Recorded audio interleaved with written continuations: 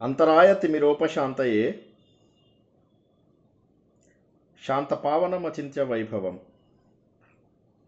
తం నరం వపుషి కుంజలం ముఖే మన్మహే కిమపి తుందిలం మహః వసుదేవసుతం దేవం కంసచానూరమర్ధనం దేవకీ పరమానందం కృష్ణో వందే జగద్గురుం శ్రీకృష్ణో వందే జగద్గురుం. భగవద్బంధువులకు, సత్యాన్వేషులకు, ఆత్మస్వరూపులకు స్వాగతం, సుస్వాగతం. సాధనలో ముఖ్య విషయం నేను ఆత్మస్వరూపుడను అన్న విషయము క్రమ పద్ధతిలో అలవాటు అవ్వడం, క్రమ పద్ధతిలో స్ఫురణకి రావడం, క్రమ పద్ధతిలో వెళుతూ ఒక్కసారిగా అనుభవంలోకి రావడం. అంటే మెల్లమెల్లగా నడిపిస్తున్నాం కారు, కొద్దిసేపు లెఫ్ట్కి వెళ్ళింది, కొద్దిసేపు రైట్కి వెళ్ళింది, కాస్త స్థిరంగా ఉంది. అలా వెళ్తూ వెళ్తూ సడన్గా ఒకసారి ఆటోమేటిక్గా కారు వచ్చేసింది. ఇక ఒకసారి కారు వచ్చేసిన తర్వాత ఇక్కడ బ్రేక్ ఉంది, లేకపోతే ఇక్కడ యాక్సిలేటర్ ఉంది అని చెప్పేసి ఆలోచించాం. ఒకసారి ఆత్మస్వరూపులము అన్న విషయం కనుక మనకు తెలిసిందంటే ఇక అయిపోయింది. ఆ తర్వాత మిగిలేటటువంటి ఆనందము అమోఘం. అయితే నేను ఆత్మస్వరూపుడని అని ఎన్నిసార్లు విన్నా కూడా ఈ అనుభవం రాదు. ఎందుకంటే కేవలం వింటాము, మళ్ళీ మన లౌకిక విషయాలలో పడి ఈ సత్యాన్ని మర్చిపోతాం. దానివల్ల ఏమవుతుందంటే ఈ విషయం మనతో పాటు ఉండదు. అనుభవంలోకి ఏదన్నా రావాలి అంటే సాధన కావాలి. ఒక కారు నడిపించాలంటేనే ఎంతో సాధన కావాలి మనకు. అటువంటిది నేను ఆత్మస్వరూపుడను అని తెలుసుకోవాలంటే ఎంత సాధన కావాలి. భగవంతుడు చెప్పాడు, ఏకాకి జీవితం, ఏకాంత ప్రదేశం లోపల సాధన చేయండి అని చెప్పాడు. సాధన చేయండి అంటే కేవలం మెడిటేషన్ చేయడం అనే కాదు. ఈ అధ్యాయానికి వచ్చే ముందు ఎన్ని గొప్ప విషయాలని మనము తెలుసుకున్నామో ఒక్కసారి ఆలోచించండి. అందులోపల ముఖ్యమైనటువంటిది కర్మ చేస్తూ కర్మయోగిగా, నిష్కామ కర్మ యోగిగా, కర్మ సన్యాసం చేస్తూ చివరికి జ్ఞాన మార్గానికి అత్యంత దగ్గరగా మనం ప్రవేశించడం. 5 మెట్ల లోపల నేర్చుకున్నాం. ఇవి మనము నిత్యము పాటించగలిగేవి, ప్రతిరోజు మన జీవితంలో పాటించగలిగేవి. ఏది కష్టం కాదు. మహాత్మా గాంధీ ఎవరు అడిగారట, మీరు ఏం చేయమన్నారు, స్వతంత్రం వచ్చింది కదా, ఇంతమందిని ఏం చేయమన్నారు అని. మహాత్మా గాంధీ అన్నారు, నేనేమీ చేయమని చెప్పలేదు, వీళ్ళని ఏమి చెయ్యొద్దు అని చెప్పాను అని అన్నారు అనమాట. సహాయ నిరాకరణ ఉద్యమం అని, ఏమి చెయ్యొద్దు అని. జనాలకు అంతవరకు కూడా ఏమైందంటే ఆయుధాలు తీసుకుని బ్రిటిష్ వాళ్ళపైన ఎగరడము, దండయాత్రలు చేయడము, యుద్ధంలోకి రావడము, తక్కువ మంది వచ్చేవాళ్ళు. సుభాష్ చంద్రబోసు తను పెద్ద పెద్ద సభల లోపల ఆయన చెబుతుండేవాడు. దేశం గురించి చెబుతున్నప్పుడు జనాలు కళ్ళలోంచి అలా నీళ్లు గారుస్తూ ఉండేవాళ్ళు. దేశభక్తి వాళ్ళ లోపల పెంపొందుతూ ఉండేది. ఆ సమయం లోపల అందరికీ కూడా అప్పటిదప్పుడు రక్తం ఇచ్చేద్దాం దేశం కోసం అని అనిపించేది. తర్వాత ఆయన అనేవాడు, రేపు పొద్దున్న ఆఫీస్కి వచ్చేయండి, ఎంతమంది వస్తారు అంటే అందరూ చేతులు లేపేవాళ్ళు. కొంతమంది నాలాగా 2 చేతులు కూడా లేపిన వాళ్ళు ఉన్నారనమాట. తీరా చూస్తే పొద్దున 6ంటికే వీళ్ళు ఆఫీస్ ఓపెన్ చేసుకుని, అయ్యో చాలామంది వస్తారని బోల్డంతమంది వాలంటీర్స్ని పెట్టి ఆజాద్ హిందూ ఫౌజ్ లోపల ఎన్రోల్ చేయిద్దామని చెప్పేసి కూర్చుంటే రోజు మొత్తానికి 10 మంది రారు. పొద్దున్న 6 నుంచి రాత్రి 10 దాకా కూర్చునేవాళ్ళు, ఎవరు వచ్చేవాళ్ళు కాదు. కారణం ఏంటంటే మన లోపల ఆ బర్నింగ్ సెన్సేషన్ ఏదైతే ఉంటుందో అది ఉండదు. అంటే ఆ జిజ్ఞాస, ఇది నేను చెయ్యాలి అనేటటువంటి గట్టి నిర్ణయం మనకు ఉండదు. చాలామంది భగవంతుడికి కూడా సన్నిహితం కాలేకపోతారు. సన్నిహితం ఎందుకోసం అంటే వారు భగవంతుని అంతగా ప్రార్థించకపోవడమే. భగవంతుణ్ణి ప్రార్థించడం అంటే ఏంటి? దేవుడు ఎక్కడో దూరంగా ఉండి ఇలా చెయ్యి పెడతాడు, ఆ చెయ్యిలోంచి కిరణాలు వస్తాయి, మన లోపల కలిసిపోతాయి, అది కాదు. భగవంతుడి పైన ధ్యాస పెట్టడము అంటే నా లోపల నేను సాధన పెట్టుకుని నాలో ఉన్న భగవంతుడిని నేను బయటికి తీయాలి. దీన్నే మనం ఏమనుకున్నాము, ఇప్పుడు 6 ప్యాక్ ఉంది, నేను 6 ప్యాక్ తెచ్చుకోవాలి. 6 ప్యాక్ తెచ్చుకోవాలి అంటే బయట వాడి దగ్గర, లేకపోతే బయట వస్తువులను కొనుక్కునో, లేకపోతే బయట విషయాలతో చేసో కాదు. కొన్నాళ్ల పాటు సాధన చేస్తే నాలోంచి 6 ప్యాక్ వస్తుంది. సిక్స్ ప్యాక్ నేను వేరు కాదు, సిక్స్ ప్యాక్ నా లోపలే ఉంది. ఆ నాలో ఉన్నటువంటి సిక్స్ ప్యాక్ని సాధన చేయడం ద్వారా నేను తెచ్చుకోగలిగాను. ఎక్కడో బయట నుంచి వచ్చేసి ఇలా పేకలు తగిలించుకోలే కదా. ఏం సినిమా అది? పేకలు తగిలించుకునేది ఏం సినిమా అది? ఒక హీరో తగిలించుకుంటాడు, సిక్స్ ప్యాక్ కావాలి అనగానే ఒక హీరో తగిలించుకుంటాడు. ఆ హీరో ఎవరు?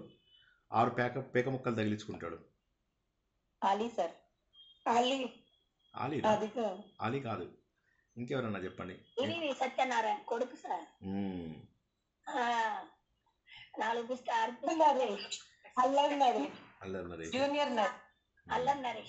కరెక్ట్. సో అందులో ఏమైంది? 6 ప్యాకులు తగిలించుకున్నాడు. అలా బయట నుంచి తగిలించుకుంటే వచ్చేది కాదు ఇది.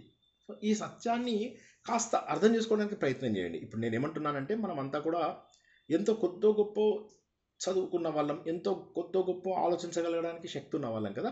ఇప్పుడు ఆలోచించలేదు సార్, మేము జంతువుల్లాగా పుట్టాం సార్, మేము చెట్లలాగా చేమల్లాగా పుట్టాం సార్, నీళ్ళ లోపల చేపల్లాగా పుట్టాం సార్, అది ఓకే. అప్పుడు మనం అర్థం చేసుకోవచ్చు ఏంటంటే ఆలోచించడానికి శక్తి లేదు అని.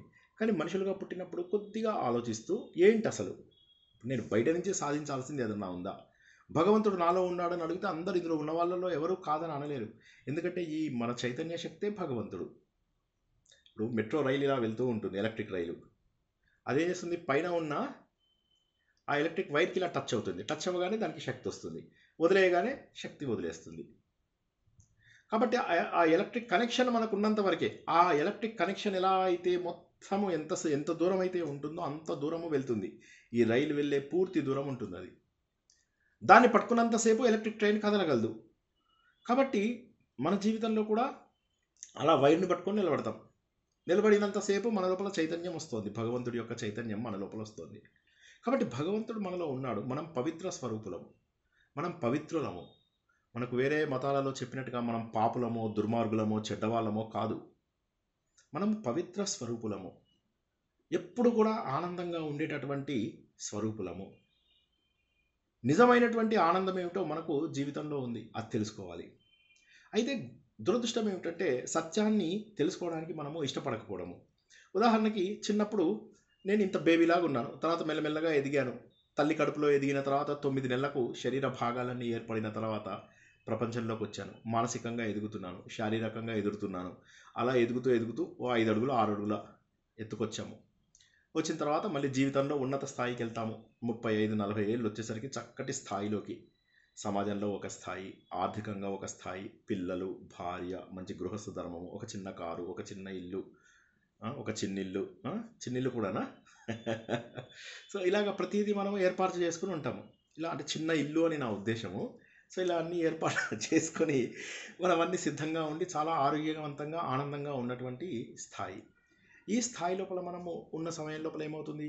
మెల్లగా తగ్గడం మొదలెడుతుంది. అంటే మన ఆరోగ్యం తగ్గుతూ ఉంటుంది, ఒక తెల్ల వెంట్రుక కనిపిస్తుంది. క్రమ పద్ధతి లోపల శరీరం పైన ముడతలు కనిపిస్తూ ఉంటాయి. తర్వాత క్రమ పద్ధతి లోపల మన శరీర భాగాలు పనిచేయడం మానేస్తాయి.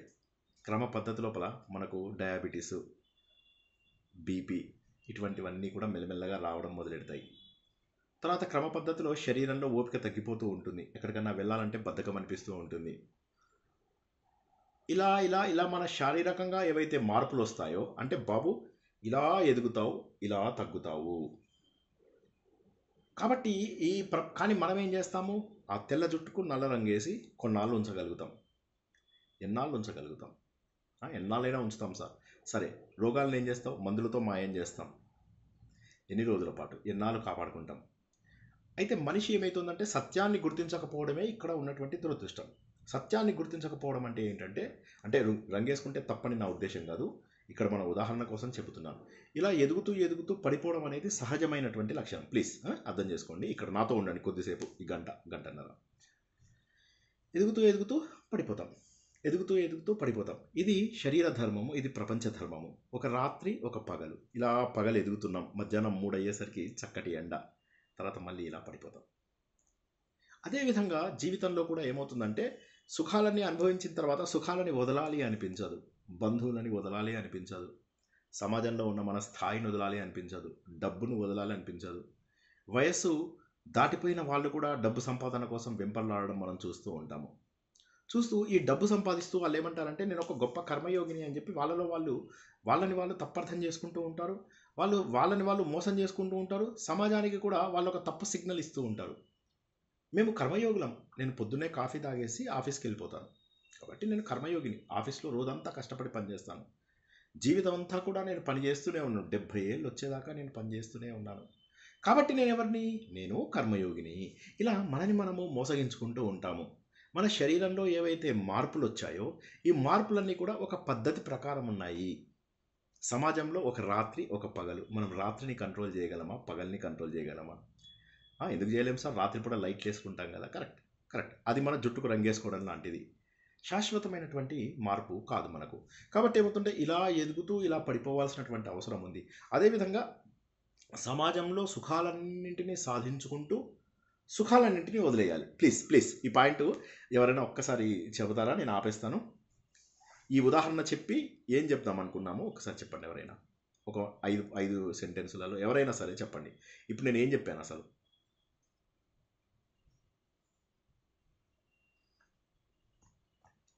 వేకప్ వేకప్ వేకప్ వేకప్ చెప్పండి వేణుగోపాల్ గారు.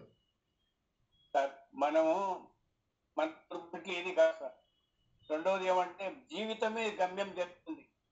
ఈ వయసుకు ఇది, ఈ వయసుకి ఇది అని మనం అది నిర్ధారించే పని లేదు. ఏ వయసులో ఏమొచ్చింది తెలియదు.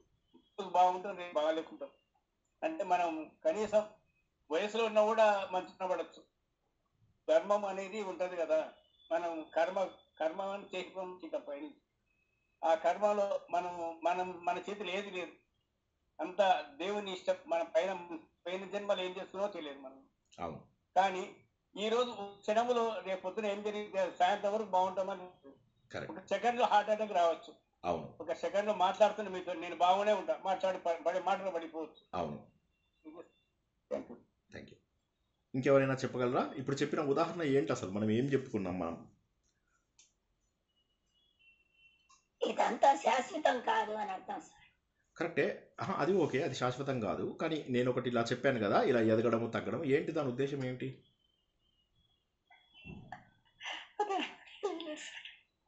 ఎవరైనా చెప్పగలరా?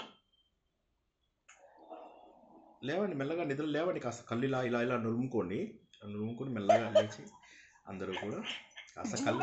ఇవన్నీ సహజం అన్నా సార్. జీవితంలో ఇవన్నీ సహజం, పెరగటం తగ్గటం. కాబట్టి అది అవును. కాబట్టి మనం కూడా పెరగడం ఎదిగినా తగ్గినా జీవితంలో ఒకలాగే తీసుకోవాలని ఆత్మజ్ఞానం కోసం ఆలోచించాలి అని అంటే కొంత మనం ఈ కర్మల్ని చేయాల్సిందే. అలా వెళ్తూ ఉంటుంది గ్రాఫ్. ఓకే, ఇప్పుడు నేను చెప్పిన మాట మళ్ళీ ఒకసారి సరే ఇంకెవరైనా ప్రయత్నించండి. మీకు ఎవరికి అర్థం కాలేదని అర్థమైంది. నాకు అర్థమైంది. ఏమర్థమైంది అంటే మీకు ఎవరికి అర్థం కాలేదని అర్థమైంది. చెప్పండి జ్యోతి గారు, తర్వాత మీరు ట్రై చేయండి. జ్యోతి గారిని చెప్పనియండి, తర్వాత మీరు చెప్పండి. జ్యోతి గారు చెప్పండి.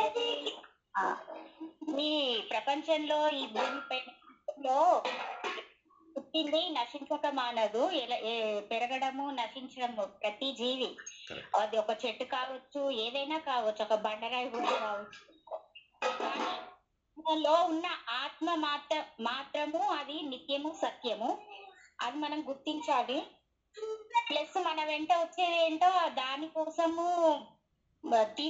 మన ఆత్మకి కావాల్సింది ఏంది, ఫస్ట్ మనం ఎందుకు ఈ మనిషి ఈ అన్ని జన్మల్లో ఉత్కృష్టమైన మానవ జన్మ మనము తీసుకున్నప్పుడు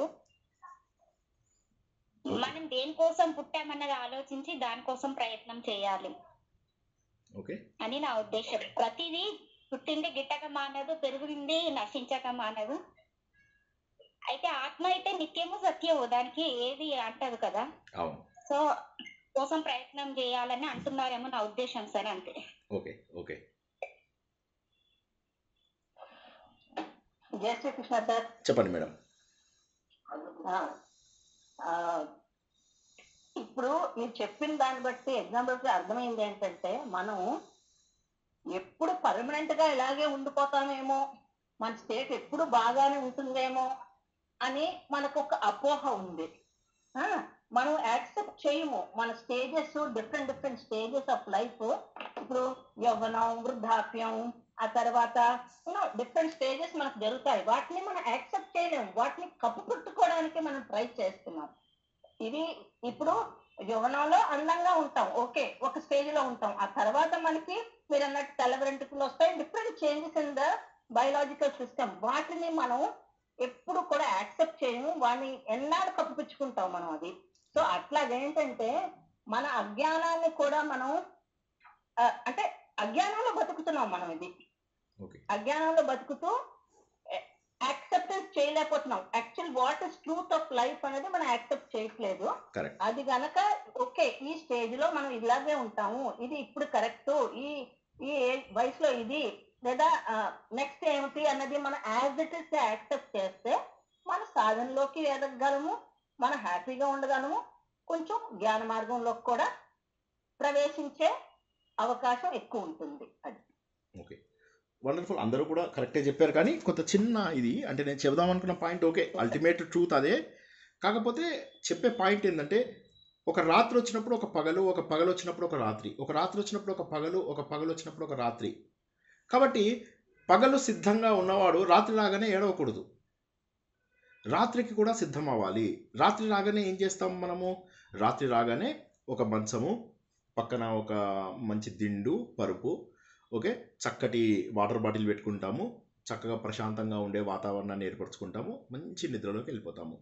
రాత్రి రాగానే పడుకోవాలి మనకి ఎలా అయితే తెలిసిందో అదేవిధంగా మన జీవితంలో కూడా కొన్ని ధర్మాలు ఉంటాయి. అది నేను చెప్దాం అనుకున్న పాయింట్. ఎలా అయితే పగలు సమయం లోపల మనం అందరము ఉన్నతంగా అన్ని సాధించి ఉద్యోగానికి వెళ్ళాము, ఇది చేసాం. ఇప్పుడు జనాలందరూ ఏం చేస్తున్నారు? రాత్రి కూడా ఉద్యోగానికి వెళ్ళిపోదాం అంటున్నారు. పగలు చేసాము, రాత్రి కూడా చేస్తాము. అప్పుడు అది మూర్ఖత్వం కాదా? అదేవిధంగా వెళ్ళకు అంటే రాత్రిపూట పనిచేసే వాళ్ళ గురించి కాదు నేను చెప్తున్నది. పగలు పని చేసాము, రాత్రి కూడా పని చేసాము, పగలు పని చేసాము, రాత్రి పని చేసాము, పగలు పని చేసాము, ఇలా ఎక్కడైనా జరుగుతుందా? ఒక వ్యక్తి 24 గంటలు పని చేయగలడా? ఎవరో ఉదాహరణ చెప్పారు, సూర్యుడిని చూపించేసి, సూర్యుడికి ఉన్న చోటే ఉంటాడు, వెలుతురు చూపిస్తూ ఉంటాడు, ఆయనకి ఓపిక ఉంది. మనకు అలా లేదు, మనం పొద్దున్న ఎంత అయిపోయాక రాత్రికి పడుకుంటాం. అంటే ఏ విధంగానైతే సమాజంలో ఉన్న ధర్మము ఉందో దాన్ని మనం ఒప్పుకుని మన జీవితంలో కూడా ఏంటంటే గృహస్థాశ్రమం అయిపోయినాక వానప్రస్థంలోకి వెళ్ళడం అనేది ఇట్స్ క్వైట్ న్యాచురల్. కానీ నేను ఇంకా గృహస్థాశ్రమంలోనే ఉండాలి అని అనుకోవడం అనేటటువంటిది అజ్ఞానము. ఈ పాయింట్ నేను చెప్పదలుచుకున్నాను. మళ్ళీ ఒకసారి చెప్తాను, అందరూ జాగ్రత్తగా వినండి ప్లీజ్. అందుకే నేను అంటుంది, కాస్త నిద్రలు ఆపేయండి, కావాలంటే రాత్రిపూట పడుకోండి. నేను చెప్పేది గోల అదే అంటే రాత్రులు పడుకోండి అందరూ చక్కగా, పొద్దున పూట మంచిగా మెలకువతో ఉండి శ్రద్ధగా వినండి. సో రాత్రిపూట పడుకున్నారనుకోండి, పొద్దున పూట చాలా ఎనర్జీ వస్తుంది, అప్పుడు చక్కగా శ్రద్ధగా వినడానికి అవకాశం ఉంటుంది. అందరూ కూడా ఒకసారి మళ్ళీ వినండి. ఏ విధంగానైతే పగలంతా అయిపోయాక రాత్రి వస్తుందో, మళ్ళీ రాత్రి అయిపోయాక మళ్ళీ పగలు వస్తుంది, అది గుర్తుంచుకోండి. సో మనకేమైందంటే ఈ జన్మ అనేటటువంటిది ఒక పగలు ఒక రాత్రి, ఒక సైకిల్ మాత్రమే.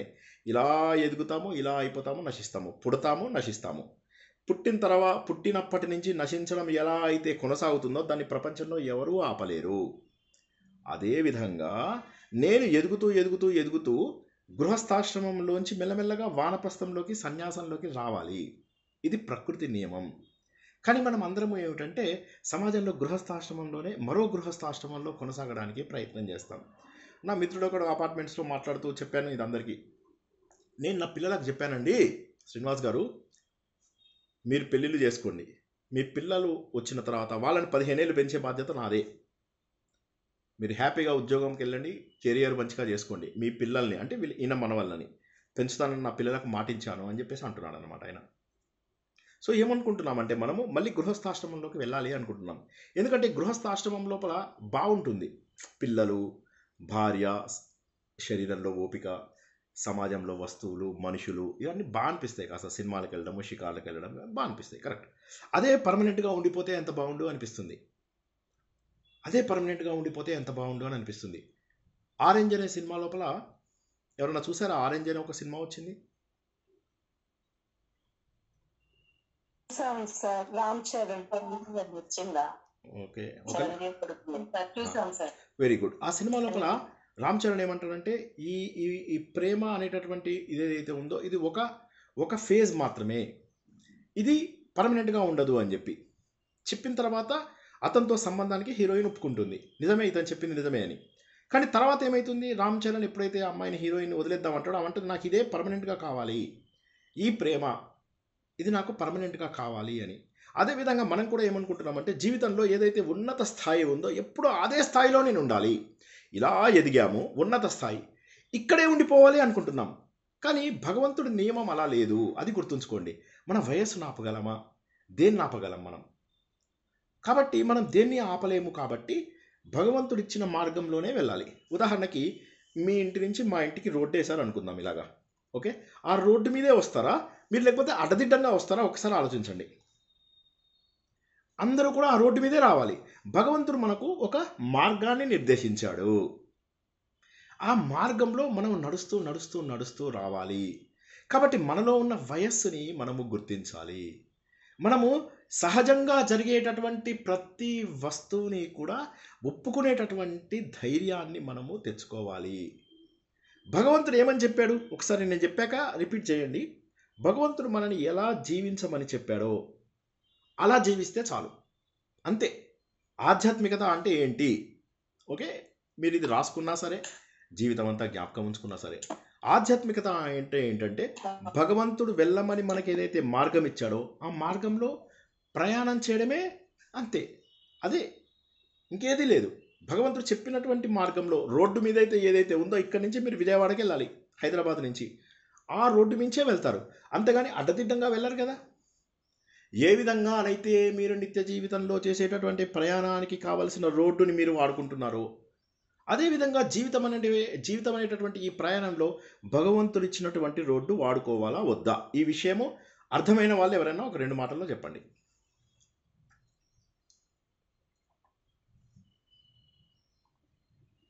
వాడుకోవాలి సార్. భగవంతుడు నిర్ణయించిన పద్ధతి ప్రకారం మనం పోవాలని నిర్ణయించుకోవాలి. ఆ శక్తిని కూడా మనం స్వీకరించాలి. ఓకే, వాడుకోవాలి సార్. ఎందుకంటే జన్మ ఇచ్చింది ఆయనే, మార్గనిర్దేశనం చూపిస్తుంది కూడా ఆయనే, కాబట్టి వాడుకోవాలి. అదే దారిలో వెళ్ళాలి మనం. సార్, భగవంతుడు ఇచ్చిన మార్గం ఎప్పుడు కరెక్ట్ గానే ఉంటుంది. ఆయన ఇచ్చిన మార్గంలో నడిస్తే మనకి సక్సెస్ వస్తుంది. కరెక్ట్. సో డెఫినెట్ గా ఆయన ఇచ్చిన మార్గం మనం అర్థం చేసుకుని ఆ మార్గంలో నడవాలి. అండ్ ఇంకోటి ఏంటంటే ఇప్పుడు మనము ఇందాక అనుకున్నట్టుగా నిత్య జీవితంలో మనం వెళ్తున్నటువంటి రోడ్డు ఏదైతే ఉందో ఆ రోడ్డుని దాటి వెళ్ళాం కదా. అదేవిధంగా జీవితం అనేటటువంటి ఈ పయనంలో కూడా భగవంతుడిచ్చిన మార్గంలోనే వెళ్ళాలి. మరణాన్ని సంతోషంగా తీసుకోవాలి. లేకపోతే ఏమవుతుందంటే జీవితంలో నేనేమంటాను, ఒంటరిగా ఉండండి, ఏకాంతంగా ఉండండి. ఈ రెండిట్లో నేను చెప్పింది ఏదో చెప్పగలరా? రెండిటికి తేడా ఎవరన్నా చెప్పగలరా ఒకసారి? అంటే ఒంటరిగా ఉండటం అంటే 10 మందిలో ఉన్నా కూడా మనం ఒంటరిగానే ఆలోచించుకోవాలి. ఏకాంతంగా అంటే కూడా మనము ఏకాంతంగా అందరితో కలిసి, బంధువులతో వాళ్ళతో కలిసి ఉండకుండా విడిగా ఏకాంతంగా ఉండటంలో, ధ్యానం చేసుకోవటంలో అన్నిటికీ సమగ్రం. అంటే 10 మందిలో ఉన్న మన మనసు ఒంటరిగానే ఉన్నట్టు ఫీల్ అయ్యి ఉండాలి సార్.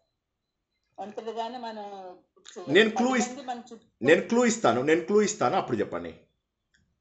ఇందులో ఒకటి పాజిటివ్, ఒకటి కొంత నెగిటివ్ కాదు, కొంత నెగిటివ్ అంటున్నాను. ఇప్పుడు చెప్పండి. ఈ 2 పదాలలో కొంత పాజిటివ్, ఒక పదము పాజిటివ్, ఒక పదాన్ని నెగిటివ్గా ఇస్తుంది. కొంత. ఒక్క నిమిషం, టీవీ మణి గారు, తర్వాత సుధా గారు చెప్పండి. సార్, ఒంటరిగా ఉండడము అని అంటే సొసైటీలో ఉన్నప్పుడు అది దాన్ని ఏమంటారు, ఒంటరిగా అలా కాదు, యూనియన్ లాగా అందరికి సంఘం చెయ్యాలి. కానీ మనసుకి మాత్రం ఏదైనా ప్రతిదీ సాంగత్యం అనేది తీసుకోవద్దు. కొన్ని చెడు ఆలోచనలు ఉండొచ్చు, వేరే మార్గాలు వేరుగా తోచచ్చు వాళ్ళ నుంచి మనకి. మనం మాత్రం దైవం చెప్పిన మార్గానికి యోచన చేస్తూ ఉండాలి, వాళ్ళతో మంచిగా నడుచుకోవాలి, అదే విధానంలో ఆలోచిస్తూ. నేను అడిగింది సింపుల్ క్వశ్చన్. ఒంటరితనం, ఏకాంతం, ఈ రెండింటికి ఒక్క మాటలో జవాబు చెప్పండి. ఏది పాజిటివ్, ఏది నెగిటివ్? సంగీత గారు చెప్పండి. సంగీత గారు. ఏకాంతం పాజిటివ్, ఒంటరి అనేది నెగిటివ్. సంగీత గారు. అనేది నెగిటివ్ సార్, ఏకాంతం అనేది పాజిటివ్. ఒంటరి అని అంటే ఎవరూ లేరు అని బాధపడుతూ కూర్చోవడము. ఏకాంతము అంటే ఎవరూ లేకుండా ఎంతో హ్యాపీగా ఉన్న సమయాన్ని వినియోగించుకోవడం. అది. సో కాబట్టి మనకు భగవంతుడు అడిగింది ఏకాంత జీవనం అడిగాడు. భగవంతుడు ఏమన్నాడు? ఏకాంతంగా ఉండవయ్యా అన్నాడు. ఏకాకిలాగా మిగిలిపోవయ్యా, అలా బాధగా, అలా కాదు. బాధపడకూడదు. ఒంటరితనం కాదు మనకు కావాల్సింది, ఏకాంతం. ప్రశాంతంగా ఉండగలిగేటటువంటి సమయము. ఇప్పుడు దీనికి మీరు అందరూ చెప్పిన ఉదాహరణలు ఏవైతే ఉన్నాయో దాన్ని ఒక్కసారి తీసుకున్నట్లయితే 100 మందిలో కూడా నేను ఉండి ప్రశాంతంగా ఉన్నాను అంటే నేను ఏకాంతంగా ఉన్నట్టే లెక్క. 1000 మందిలో కూడా నేను డిస్టర్బ్ కాకుండా ఉన్నాను అంటే నేను ఏకాంతంగా ఉన్నట్టే లెక్క. కానీ 100 మందిలో ఉండి కూడా నన్ను ఎవరు పట్టించుకోవట్లేదు, నన్ను ఎవరు చూడడం లేదు, అది ఒంటరితనం. పార్టీకి అది వెళ్తారు, ఒంటరితనం అవుతుంది, నెగిటివ్ అవుతుంది, మనకి మనసు చాంచల్యంగా ఉంటుంది. చాంచల్యంగా ఉంటుంది.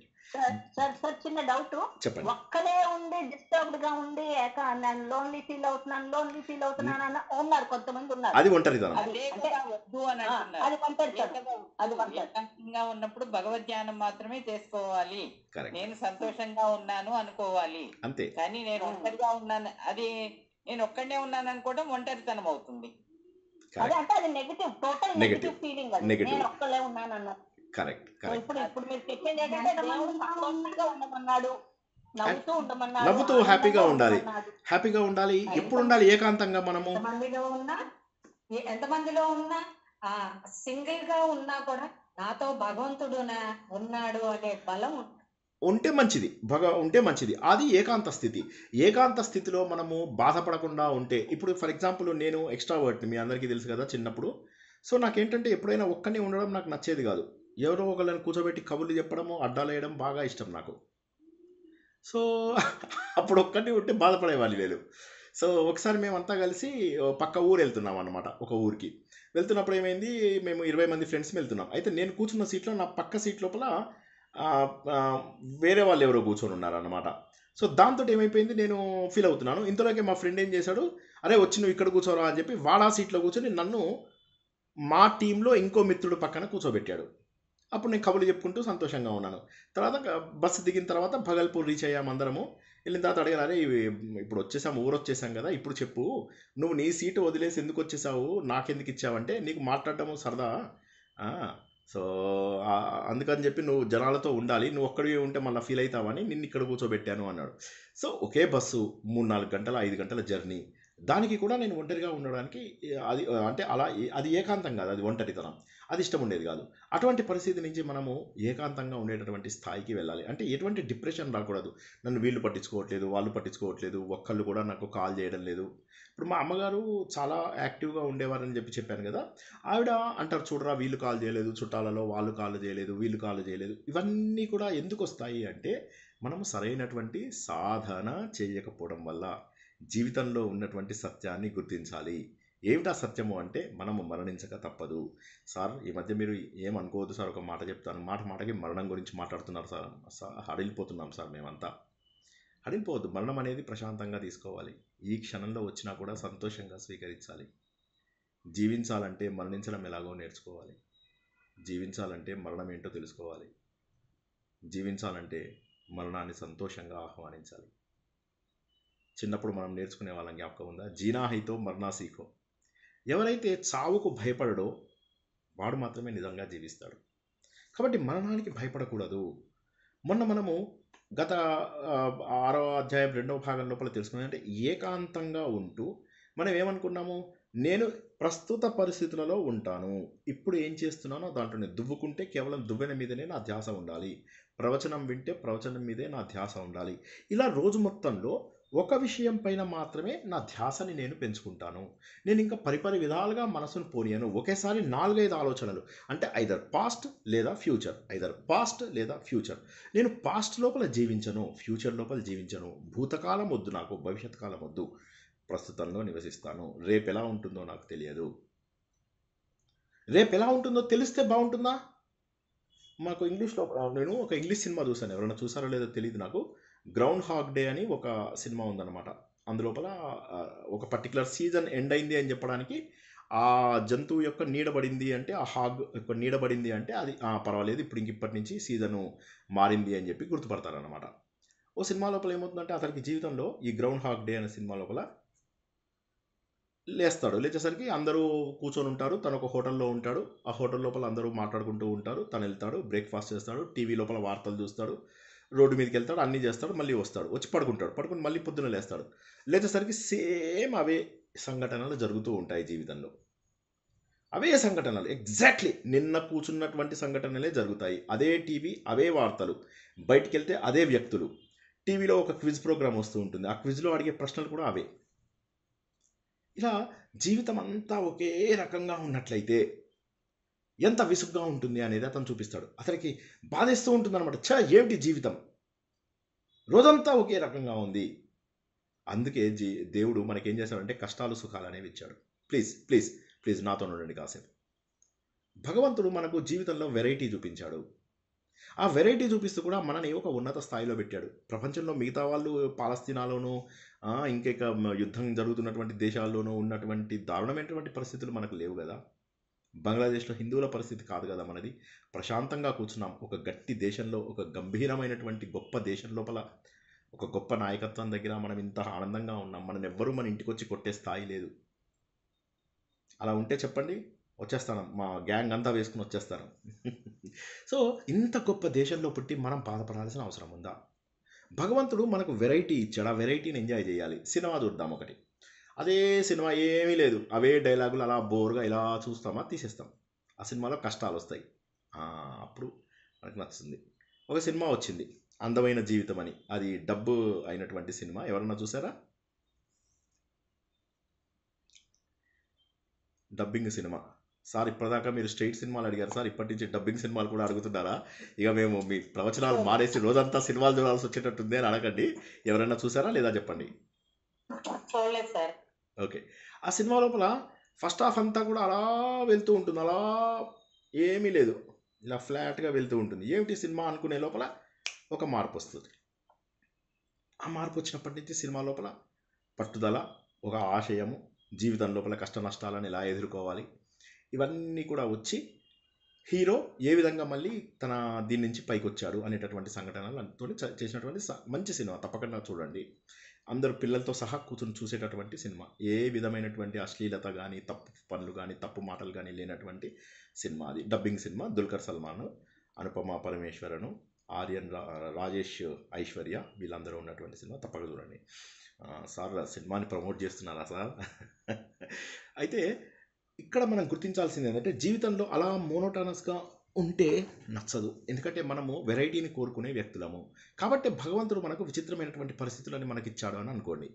ఒక కొత్త పరిస్థితి రాగానే సంతోషించండి, ఓకే ఒక కొత్త పరిస్థితి వచ్చింది నాకు అని. అలాగా మనం ఏంటంటే జీవితం లోపల ఒక రకమైనటువంటి పాజిటివ్ అవుట్లుక్ అనే దాన్ని మనము డెవలప్ చేసుకుంటాము. అయిపోయింది సార్, మా జీవితం అయిపోయింది, ఏముంది 50 ఏళ్ళు వచ్చాయి, 60 ఏళ్ళు వచ్చాయి, లేదు. ఇది మీరు వాట్సాప్లలో, యూట్యూబ్లలో చూసుంటారు. వీలైతే ఇంకోసారి చూడండి. ఈ ఈగిల్ ఉంటుంది కదా, గద్ద, అదేం చేస్తుందంటే అలా వెళ్తూ వెళ్తూ తనకి సుమారుగా 60-70 ఏళ్ళు బతుకుతుంది అది. అయితే తన బతికిన దాంట్లో సగం లైఫ్ అయిపోయిన తర్వాత, సుమారుగా 35-40 ఇయర్స్ వచ్చిన తర్వాత దానికి శరీరం అంతా కూడా ఆ రెక్కలు వస్తాయి బరువుగా. తన వేళ్ళ, తన ఇవి ఉంటాయి కదా చేతులు, గోర్లు ఏవైతే ఉంటాయో అవన్నీ పెరిగిపోతాయి. ఈ ముక్కు ఏదైతే మెయిన్ దానికి ఆయుధంలాగా ఉంటుందో అది పాడైపోతుంది. వేటాడలేదు, బతకలేదు, ఎదగలేదు. ఈ సమయం లోపల దాని దగ్గర 2 అవకాశాలు ఉన్నాయి. ఒకటి ఏంటంటే ఇలా అయిపోయినాయని సార్, పారాయణం చేస్తాం, రామ రామ రామ రామ అనుకుంటాం, అదేముంది సార్ ఏమి అయిపోయింది, 50 ఏళ్ళు దాటిపోయి అలా కూర్చుంటాం అని మనం ఉంటాం కదా. అలాంటిది ఒక పరిస్థితి. దానికి ఏంటంటే అలా మరణాన్ని ఎదురు చూస్తూ దొరికిన ఆహారాన్ని తింటూ అలా ఉండడం. ఇంకోటి ఏంటంటే జీవితం పైన మళ్ళీ అవగాహన పెంచుకుని అదేం చేస్తుంది, కొన్నాళ్ళ పాటు ఈ ముక్కుని రాసి రాసి విరగొట్టుకుంటుంది. దాన్ని విరగొట్టుకున్న తర్వాత చాలా పెయిన్ఫుల్గా, ఆ తర్వాత మళ్ళీ దానికి కొత్త ముక్కు మొలుస్తుంది. మొలిచిన తర్వాత మంచి షార్ప్గా అద్భుతంగా ఉంటుంది. అప్పుడు అది ఏం చేస్తుంది, తన గోర్లు కట్ చేసుకుంటుంది. అప్పుడు తన పైన ఉన్నటువంటి రెక్కలన్నింటినీ ఆ గోర్లతోటి తీసేసుకుంటుంది. అప్పుడు మళ్ళీ శక్తివంతమై మళ్ళీ జీవితంలో కొనసాగుతుంది. కాబట్టి జీవితంలో కొత్త దశ ఎప్పుడైతే వచ్చిందో ఆ దశని సంతోషంగా స్వీకరిస్తూ ఆ దశ లోపల మనము చేయాల్సిన పనులు చేయాలి. ఏం చేయాలి? 50 ఏళ్ళ తర్వాత ఆధ్యాత్మికత వైపు సంతోషంగా అడుగులేయాలి. ఒకటేమో పూర్తిగా వెనక్కి వెళ్ళిపోవడం, ఇంకోటి ఏంటంటే చక్కగా దాన్ని కూడా చక్కగా వాడుకోవడం. ఏదైతే వృద్ధాప్య దశ అంటామో 50 నుంచి మనము 60, 70, 80, 90 ఎన్నాళ్ళు బతికితే అన్నాళ్ళు ఆ దశని ఆనందకరంగా మార్చుకోవాలి. ఆనందకరంగా అంటే మళ్ళీ వెళ్ళి ఉద్యోగం చేయాలని కాదు ఇక్కడ ఉద్దేశము. జంతువులు కాబట్టి అవి ఉద్యోగం చేసాయి, మనకు ఉద్యోగం చేయాలి, మనం వెళ్ళి వేటకెళ్ళాలి అనే అవసరం లేదు. ఇక్కడ మనం చేయాల్సింది ఏంటంటే సాధన చేయాలి. ఆ సాధన చేసినప్పుడు మాత్రమే మనకు శక్తి తెలుస్తుంది. ఆ సాధన ఎలా చేయాలి అనేది మనం కర్మయోగం ద్వారా తెలుసుకున్నాం. కర్మయోగం తెలుసుకున్న తర్వాత మనం ఏమనుకున్నాము, కర్మయోగం అనేది చేస్తూ చేస్తూ చేస్తూ చేస్తూ క్రమ పద్ధతి లోపల మనము జ్ఞానయోగంలోకి ప్రవేశించాలి. కానీ జ్ఞానయోగంలోకి ప్రవేశించడానికి ముందుగా మనము మెడిటేషన్ చేయాలి. ఈ మెడిటేషన్ చేయాలి అంటే మనకు కావాల్సింది ఏంటి, సరైన ఆహారం తీసుకుంటాము, సరైనటువంటి పనులు, యుక్తాహార విహారస్య ఇవన్నీ చేస్తాం. మనము చేసిన తర్వాత మనం ఏం చేస్తాము, జీవితంలో ఎదుగుతూ ఎదుగుతూ ఎదుగుతూ ఎదుగుతూ సాధనని ఒక్క విషయం పైన ఫోకస్ చేస్తూ ఏకాగ్రతని పెంచుకుంటాము. ఇలా నిశ్చలంగా కూర్చుంటాము, మరీ ఎత్తు మరీ తక్కువగా అనేటువంటి స్థానంలో కూర్చుంటాము. ఈ భృకుటి పైన ఫోకస్ పెడతాము, శ్వాస పైన ఫోకస్ పెడతాము. పెట్టి ఒక్క విషయాన్ని మాత్రమే ఆలోచిస్తూ భగవంతుడి ఇందులో ఉన్నాడు అనేటటువంటి సాధనని చేస్తూ చేస్తూ చేస్తూ చాలా ఆనందంగా మనం బతుకుతాము. ఏ విధంగానైతే 6 ప్యాక్ మనం బయట నుంచి తెచ్చుకోలేదు, మన శరీరంలోనే ఉంది, అదేవిధంగా మనలోనే ఉన్నటువంటి భగవంతుడిని మనం బయటికి తీయాలి. ఇంతకుముందు చెప్పిన ఉదాహరణ చెప్తాను, మీకు అర్థమవుతుందేమో చూడండి. పాలల్లోంచే పెరుగు వస్తుంది, పెరుగులోంచి వెన్న, నెయ్యి ఇవన్నీ వస్తాయని మనందరికీ తెలుసు కదా. అంటే అందులోనే ఉన్నటువంటి నిక్షిప్తమైనటువంటి శక్తి ఏదైతే మనకు భగవంతుడి రూపం అని అనుకున్నామో ఆ భగవంతుడి రూపాన్ని వెలికి తీయాలి మనము. అంటే ఎక్కడో లేడు భగవంతుడు, మన లోపల ఉన్నటువంటి భగవంతుడిని వెలికి తీయడానికి ధ్యాన మార్గం గొప్పది అని చెప్పేసి శ్రీకృష్ణుడు చెప్తాడు. ఈ అధ్యాయం చివరి వరకు కూడా అదే మెసేజ్ ఇస్తాడు. భగవంతుడు ఏంటంటే అన్నిటికంటే నువ్వు అటు కర్మ చేస్తున్నావు, ఇవన్నీ చేస్తున్నావు, అవన్నీ దాటిన తర్వాత వచ్చేటటువంటి ఈ స్థాయి ఎప్పుడైతే ధ్యాన మార్గానికి నువ్వు నిజంగా చేరుకోగలుగుతావో, మనం అందరం చేరుకున్నామని అనడంలా, ఒకసారి ధ్యాన మార్గాన్ని కనుక నువ్వు చేరుకున్నావంటే నువ్వు పర్ఫెక్ట్ యోగి అయిపోతావు. అందుకే మీకు ఇంతకుముందు నేను చెప్పానో లేదో తెలియదు, చాలా నిజమైనటువంటి ఆశ్రమాలలో ఒకరికి యోగి అని సర్టిఫికేట్ ఇచ్చాడు అంటే వాడు కర్మయోగము దాటి ధ్యానం ఏదైతే ఉందో దాన్ని చాలా చక్కగా నిలబెట్టగలుగుతున్నాడు అనేటటువంటి స్థాయికి వెళ్తారనమాట. ఆ సాధన కావాలి అర్జున. ఆ సాధన నువ్వు సాధించిన తర్వాత ఎంత ప్రశాంతంగా ఉంటావో తెలుసావో అర్జున, చాలా ప్రశాంతంగా ఉంటుంది. అప్పుడు నీకేమనిపిస్తుంది తెలుసా, ఈ ప్రపంచంలో ఉన్నదంతా కూడా నేనే అని చెప్పేసి తెలుస్తుంది. ఇది అన్నిటికంటే కూడా పెద్ద లాభము, పెద్ద సుఖం ఇదేనయ్యా. దీనికంటే ఇంకా నీకు పెద్ద సుఖం ఇంకోటి లేదు. దుఃఖం ఏదైతే ఉందో ఆ దుఃఖంలోంచి నువ్వు వియోగం చెందుతావు. ఇది మెయిన్. ఇప్పుడు ఏంటంటే మన జీవితం అంతా కూడా మనం ఏమని అనుకున్నామో, మనకున్నది దుఃఖం. ఆ దుఃఖం ఎందుకు వస్తుందో తెలియదు. కానీ చిన్న చిన్న కారణాలకు కూడా ఆత్మహత్యలు చేసుకుంటూ ప్రపంచంలో ఘోరాతి ఘోరంగా బతుకుతున్న వాళ్ళు ఉన్నారు. ప్రతి 40 క్షణాలకు ఒక ఆత్మహత్య జరుగుతుంది ప్రపంచంలో. అంటే మీరు ఇమాజిన్ చేసుకోండి ఎంత దారుణమైనటువంటి, ఒక నిమిషం కాదు, ప్రతి 40-50 క్షణాలకు ఒక ఆత్మహత్య జరుగుతుంది ప్రపంచంలో. అంటే ఇలా జీవితాన్ని నాశనం చేసుకోవడం ఎంతవరకు కరెక్టు? వచ్చినటువంటి ఒకే ఒక గొప్ప అవకాశాన్ని. కాబట్టి అర్జున, నువ్వు సంకల్పములను, అనవసరమైనటువంటి సంకల్పాలను మెల్లమెల్లగా త్యాగం చేయి. మనం అనుకున్నట్టుగా శమము, దమము, ప్రజ్ఞ అని ఏవైతే ఇంతకుముందు ఆల్రెడీ చాలాసార్లు తెలుసుకున్నామో వాటితోని మెల్లమెల్లగా ప్రాక్టీస్ చేయి. ఒక జిడ్డు పాత్రను ఎలా కడుగుతాము, మెల్లమెల్లగా మెల్లమెల్లగా మెల్లమెల్లగా మెల్లమెల్లగా మెల్లమెల్లగా కడుగుతామో అలాగా చెయ్యి. ఎందుకంటే ఈ మనస్సు అనేది ఏదైతే ఉందో ఇది ఏ లక్షణం అని చెప్పాను లాస్ట్ టైం, ఎవరైనా చెప్పండి.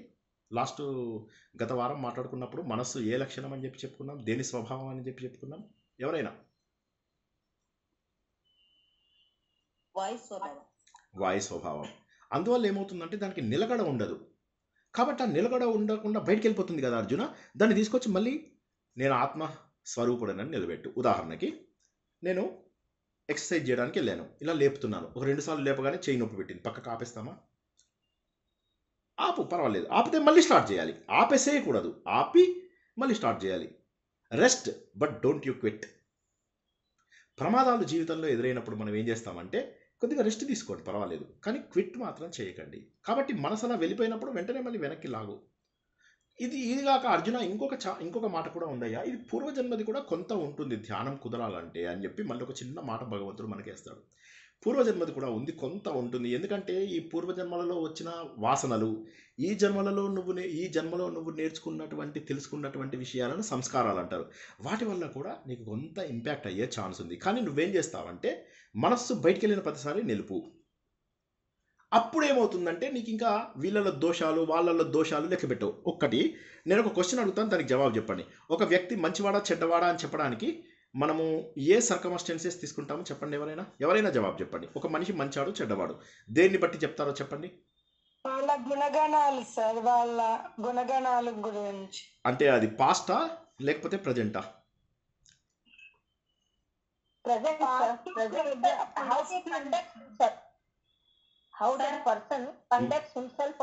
అంటే ఇప్పుడు చేస్తున్న దాని గురించి మీరు అటు చెప్తారా, లేకపోతే ఒక 10 రోజుల కింద నాకు మంచిగా హెల్ప్ చేశాడు ఒక వ్యక్తి? ప్రజెంట్ తక్కువ చూస్తాం మనం, ప్రజెంట్ చాలా తక్కువ. ప్రజెంట్ అంటే ఈ క్షణం, మంచిగా అందరితో కలుస్తున్నారా అని ప్రెజెంట్ లో ఫస్ట్ చూస్తాం. ప్రెజెంట్ అంటే నా ఉద్దేశం ఈ క్షణం. మారొచ్చు కదా సార్, పూర్వం చెడుగా ఉన్నా ఇప్పుడు మారొచ్చు కదా, కొన్ని ప్రవచనాలను బట్టి మారచ్చు. మనం కొంచెం ఫ్రెండ్స్ వాళ్ళ యొక్క ఇవిని చూసి కూడా మనం మారచ్చు. అయితే నేను అన్న మాట ఒకటి వినండి. ప్రెజెంట్స్ అంటే ఈ క్షణం, ప్రెజెంట్స్ అంటే ఈ క్షణం. ఒక క్షణం కింద ఒక వ్యక్తి యొక్క బిహేవియర్ని బట్టి మనం జడ్జి చేయాలంటే వెంటనే జడ్జి చేస్తామా, లేక ఒక్క క్షణమైనా చూసి జడ్జి చేస్తామా? ప్లీజ్ జవాబు చెప్పాలి. సమయం చూస్తాం కదండి, అతను ఎలాంటి వాడు అనేది కొంచెం ఆలోచిస్తాము, అతను చూస్తాము.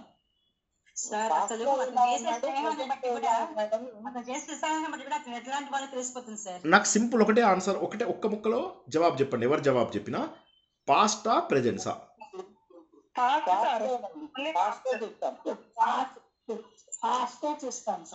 అది. కాబట్టి ఈ క్షణంలో అభిప్రాయం ఉండకూడదు. ఈ పాయింట్ అర్థమైందా లేదా నాకు తెలియట్లేదు, కానీ ఇదొక్కటి కూడా మేము మేనేజ్మెంట్ క్లాసెస్లో వాటి లోపల కూడా మేము ఈ పాయింట్ చెప్తూ ఉంటాము. ఈ క్షణంలో అంటే ఒక్క క్షణం కింద జరిగింది కాదు, ఈ క్షణంలో ఎలా ఉన్నాడు, ఈ నిమిషంలో పెట్టుకోండి. పోనీ ఈ క్షణం కష్టమైతే ఈ నిమిషంలో ఎలా ఉన్నాడు, గత నిమిషం వదిలేయండి. ఈ నిమిషం గురించి ఆలోచిస్తేనే చెప్పగలుగుతాం, ఈ నిమిషం చెప్పలేము. కరెక్ట్. కాబట్టి మనకు అభిప్రాయాలు ఏర్పడవు. ఇది శ్రీకృష్ణ భగవానుడు ఇచ్చినటువంటి ఒక గొప్ప లెసన్, తెలుసా? ఇది ఎవరెవరో మేనేజ్మెంట్ స్కూల్స్లో నేను చెప్పాను అంటారు. ఇంకోటి గుర్తుంచుకోండి, నేను చెబుతున్నటువంటి ప్రతిదీ కూడా దేవుడు చెప్పిన మాటలే. ఎగ్జాంపుల్స్ ఎందుకు ఇస్తున్నానంటే మీకు అర్థం కావాలని. కానీ దేవుడు చెప్పినటువంటిది. దోషాలు తెలియనటువంటి, వికారాలు లేనటువంటి ధ్యానయోగి గొప్పవాడు, అతడు ప్రశాంత మనస్కుడు, అతడికి అక్షయ సుఖం వస్తుంది, అతడు బ్రహ్మానుభూతిని పొందుతాడు. ఓ అర్జున, ఎంత బ్యూటిఫుల్గా ఉందో చెప్పండి. ఇది అంటే దోషాలు తెలియవు మనకు, ఈ క్షణంలో దోషాలు తెలియవు. గత క్షణము, గత నిమిషము, గత రోజు, గత కాలంలో, గతంలో ఉండొచ్చు, తప్పులు ఉండొచ్చు, ఒప్పులు ఉండొచ్చు. కానీ ఈ క్షణం పైన మనము ధ్యానం అంటే ఏమని చెప్పాను నేను మీకు? ప్రస్తుతంలో ఉండడము. ప్రస్తుతంలో ఉన్నటువంటి ఏ వ్యక్తి కూడా దోషాలు అనేవి గుర్తించడు. ఈ పాయింట్ అర్థం కాని వాళ్ళు నేను ఆపుతున్నాను, నన్ను అడగండి. ఇది ఇంపార్టెంట్. ఇది అయ్యాక ఇక సూపర్ ఫాస్ట్గా 15 గంటలో అయిపోతుంది చాప్టర్. బట్ ఈ పాయింట్ అర్థం కావాలి.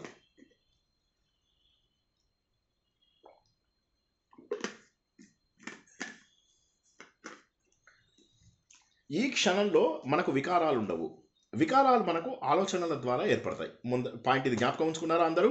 వికారములు అంటే చెడు ఆలోచనములు, మంచి ఆలోచనలు కూడా పెట్టుకోండి, పోనీ ఏం పర్వాలా. ఈ వికారములు తర్వాత ఈ ఒకళ్ళని దోషాలు ఎంచడము, ఇటువంటివి మనకు తెలియాలి అంటే అది ధ్యానం చేసేవాడికి సంభవం లేదు. ఎందుకంటే ధ్యానం చేసేవాడు ఇప్పటి పరిస్థితిలో ఉన్నాడు, ఈ క్షణంలో బతుకుతాడు ధ్యానం చేసేవాడు. ధ్యానం మనం గనక దోషాలు ఎవరివైనా ఎంచినా, మన శరీరం లోపల వికారాలు గనక వచ్చినట్లయితే మనం ధ్యానంలో ఉన్నట్టు కాదు. ఈ పాయింట్ ఎవరన్నా ఒక్కసారి రిపీట్ చేయండి ప్లీజ్. మనకి ఏదైనా ఆలోచన కానీ ఏదైనా వచ్చినప్పుడు ఆ క్షణంలో మనం మెడిటేషన్ లో ఉన్నట్టు కాదు, ధ్యానంలో ఉన్నట్టు కాదు. కాబట్టి ధ్యానంలో ఉన్న వ్యక్తి ఎలా ఉంటాడు? మౌనంగా ఉంటాడు, సంతోషంగా ఉంటాడు. కానీ ఇప్పుడు నేను చెప్పిన 2 క్వాలిటీస్ చెప్పండి, ఏంటా 2 క్వాలిటీస్?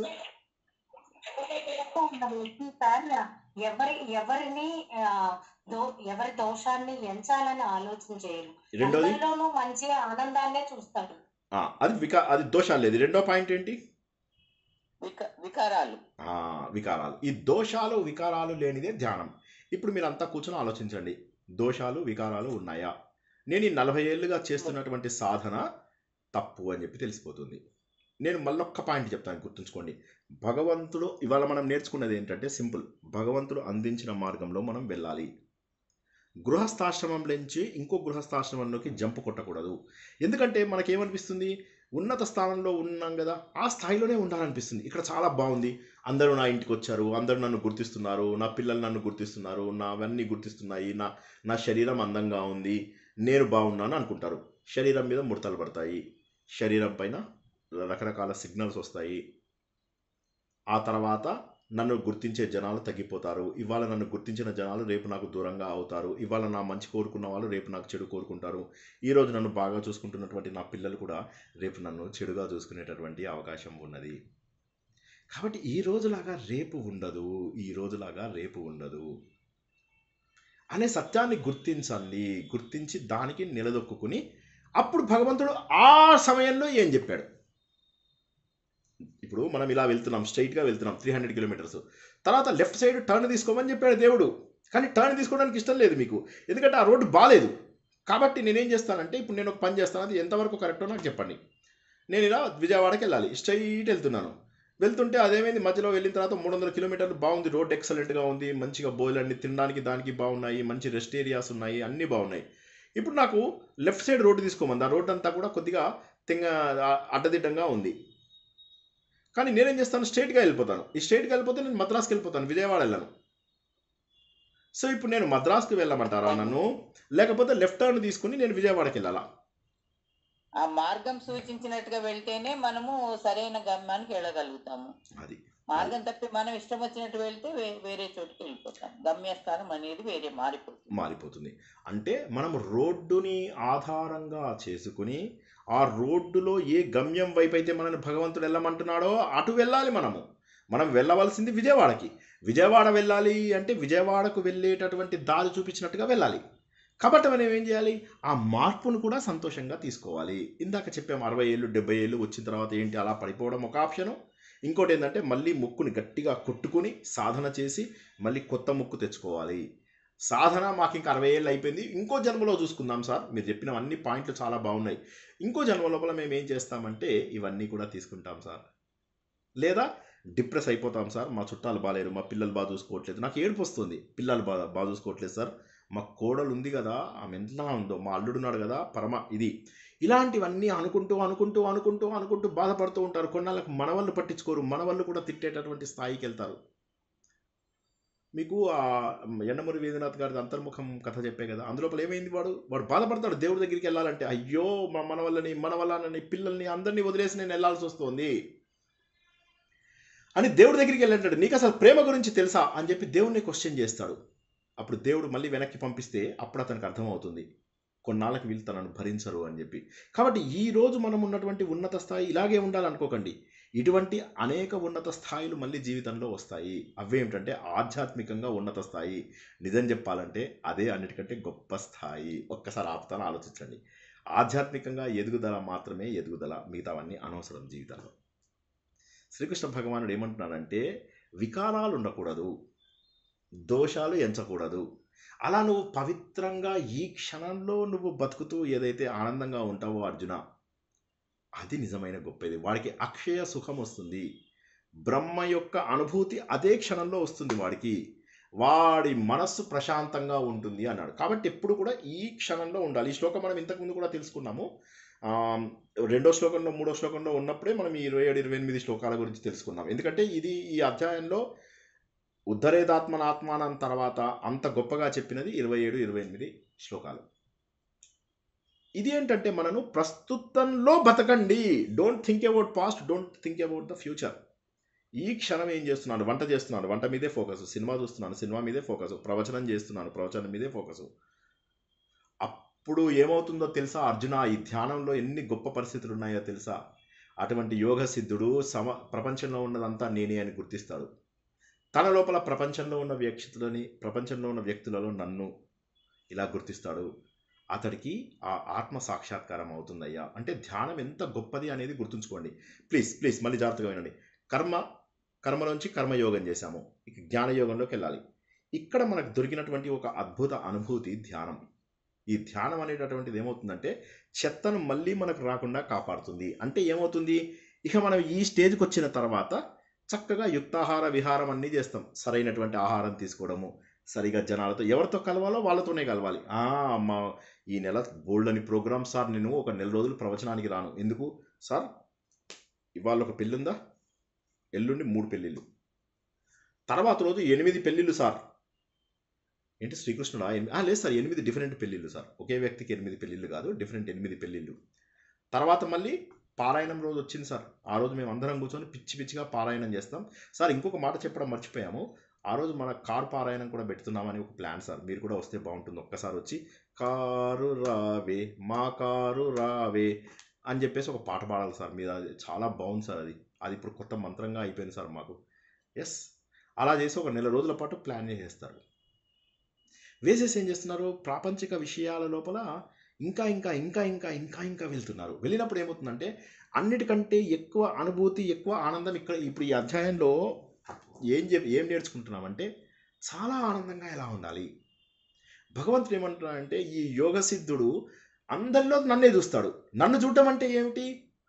భగవంతుడు అంటే ఎవరు? సత్ చిత్ ఆనంద స్వరూపుడు. ఆ ఆనంద స్వరూపుణ్ణి చూస్తాడు. అన్ని బ్రహ్మదేవుడు, అంత బ్రహ్మ. కాబట్టి ఇక దేవుడు అతనికి ఎంత దూరంలో ఉన్నాడు? ఎవరైనా చెప్పండి, ఎవరైనా చెప్పండి. ఇప్పుడు అందరిలో అతను బ్రహ్మను చూస్తున్నాడు. ఎవరైనా మాట్లాడండి. బోల్డ్ అంతమంది ఉన్నారు టీంలో. ఇప్పటిదాకా మాట్లాడని వాళ్ళు ఎవరైనా మాట్లాడండి.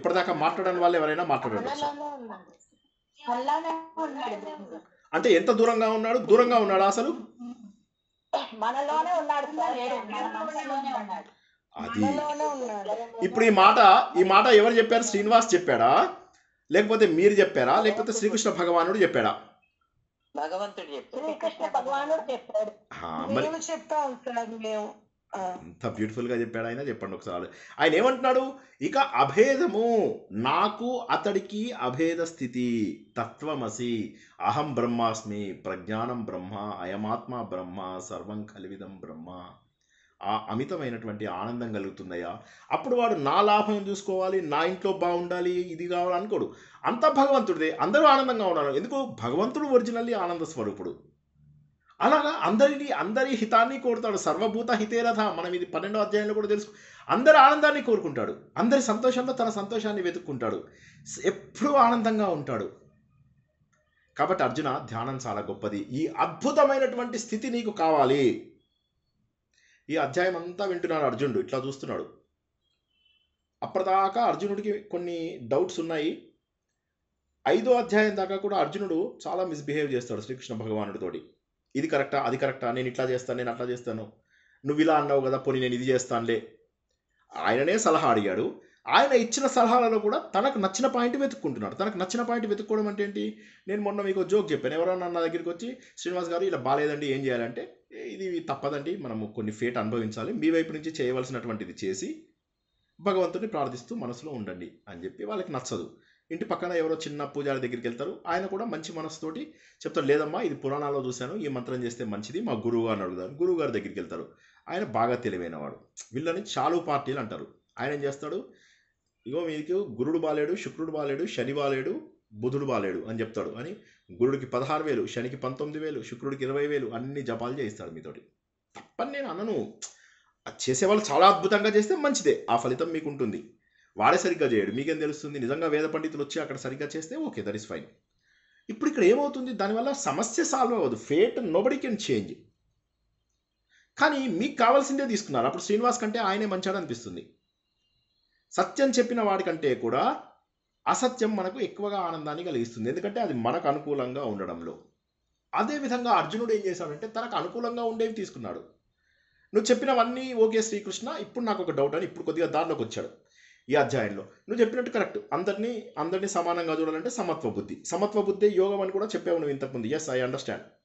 అందరినీ సమానంగా చూడగలగాలి. సమలోష్టాశ్మ కాంచన అని కూడా మనం ఇంతకుముందు తెలుసుకున్నాం ఇదే అధ్యాయంలో. అంటే రాయిని, మట్టిని అన్నింటినీ మనం సమానంగా చూడాలి. కాంచనం అంటే బంగారం. అన్నింటినీ సమానంగా చూడాలని చెప్పేవు కదా శ్రీకృష్ణ. అన్ని కరెక్టే, కానీ నా మనసు చాలా దుర్మార్గపుది, చంచలం శ్రీకృష్ణ, నన్ను పీడిస్తుందయ్యా, దీన్ని నేను నిరోధించలేను. ఈ మాటకి యాక్చువల్గా శ్రీకృష్ణుడు జవాబు చెప్పాడు ఇంతకుముందు. ఏం జవాబు చెప్పండి ఎవరైనా? ఇంతకుముందే చెప్పేశాడు శ్రీకృష్ణుడు జవాబు. చెప్పని వాళ్ళు చెప్పండి ఎవరైనా, దయచేసి ఎవరైనా చెప్పని వాళ్ళు చెప్పండి. ఆల్రెడీ శ్రీకృష్ణుడు దీనికి జవాబు చెప్పాడు, కానీ అర్జునుడు మళ్ళీ అడిగాడు దాన్ని. ఇది చాలా కష్టమవుతుంది. నా మనో నిగ్రహం చాలా కష్టం. చెప్పండి. అభ్యాసం చేయమన్నారు. అభ్యాసం చేయమని ఇంతకుముందు చెప్పలేదు. అభ్యాస వైరాగ్యం ఇప్పుడు తర్వాత చెప్తాడు. కానీ శ్రీకృష్ణుడు ఇది మనస్సు గురించి ఒక మాట చెప్పాడు శ్రీకృష్ణుడు. అది ఇంతకుముందు ఆల్రెడీ చెప్పేశాడు. అర్జునుడు అడిగినాడు కాదు, ఇదే అధ్యాయంలో వాయు స్వభావం అని చెప్పాడని మనం ఇంత తెలుసుకున్నాం కదా, ఇవాళ కూడా అనుకున్నాం. అది నిరోధించలేం మనము. గాలిని బంధించడం ఎట్లా శ్రీకృష్ణ? ఆల్రెడీ శ్రీకృష్ణుడు దానికి జవాబు చెప్పాడు. శ్రీకృష్ణుడు అన్నాడు, ఇది చాలా కష్టమయ్యా, ఇది బంధించలేము, ఇది వాయువు లాంటిది, అటు బయటికి వెళ్ళిపోయినప్పుడు మళ్ళీ గుంజు వెనక్కి అని చెప్పాడు శ్రీకృష్ణుడు. ఇంతకుముందు జవాబు అది చెప్పలేకపోతున్నారు మీరు. బయటికి వెళ్ళిపోయినప్పుడల్లా మళ్ళీ వెనక్కి లాగు, ఆలోచనలతో బయట అని చెప్పాడు. చెప్పాడు ఆల్రెడీ. మళ్ళీ స్వాధీనంలోకి తెచ్చుకోమన్నారు, కంట్రోల్లోకి తెచ్చుకోమన్నారు. శత్రువు మిత్రుడు అని చెప్తాడు. కరెక్ట్, అది కూడా చెప్పారు. ఉద్ధరేదాత్మనాత్మానం అని చెప్పినప్పుడు చెప్తాడు. అది కరెక్ట్. మనకు అదే శత్రువు అదే మిత్రువు అని కూడా చెప్పాడు. కాబట్టి శ్రీకృష్ణుడు ఆల్రెడీ జవాబు చెప్పాడు.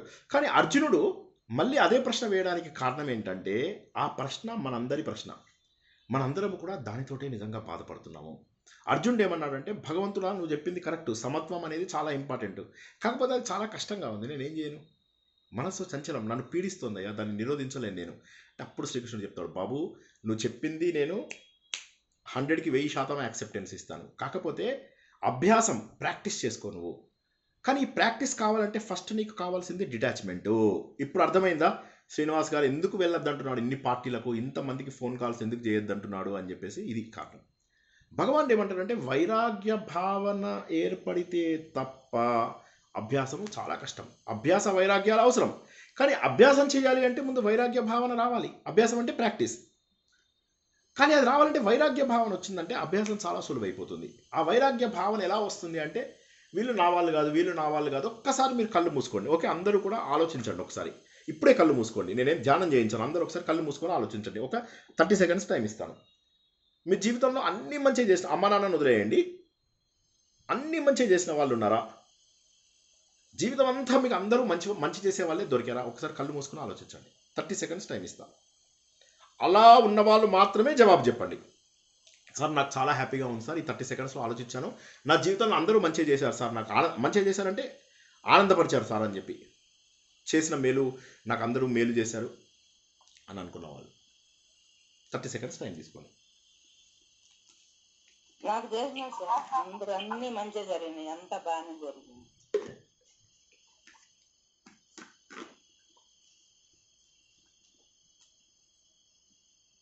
జరిగేదంతా బాగానే జరిగింది సార్.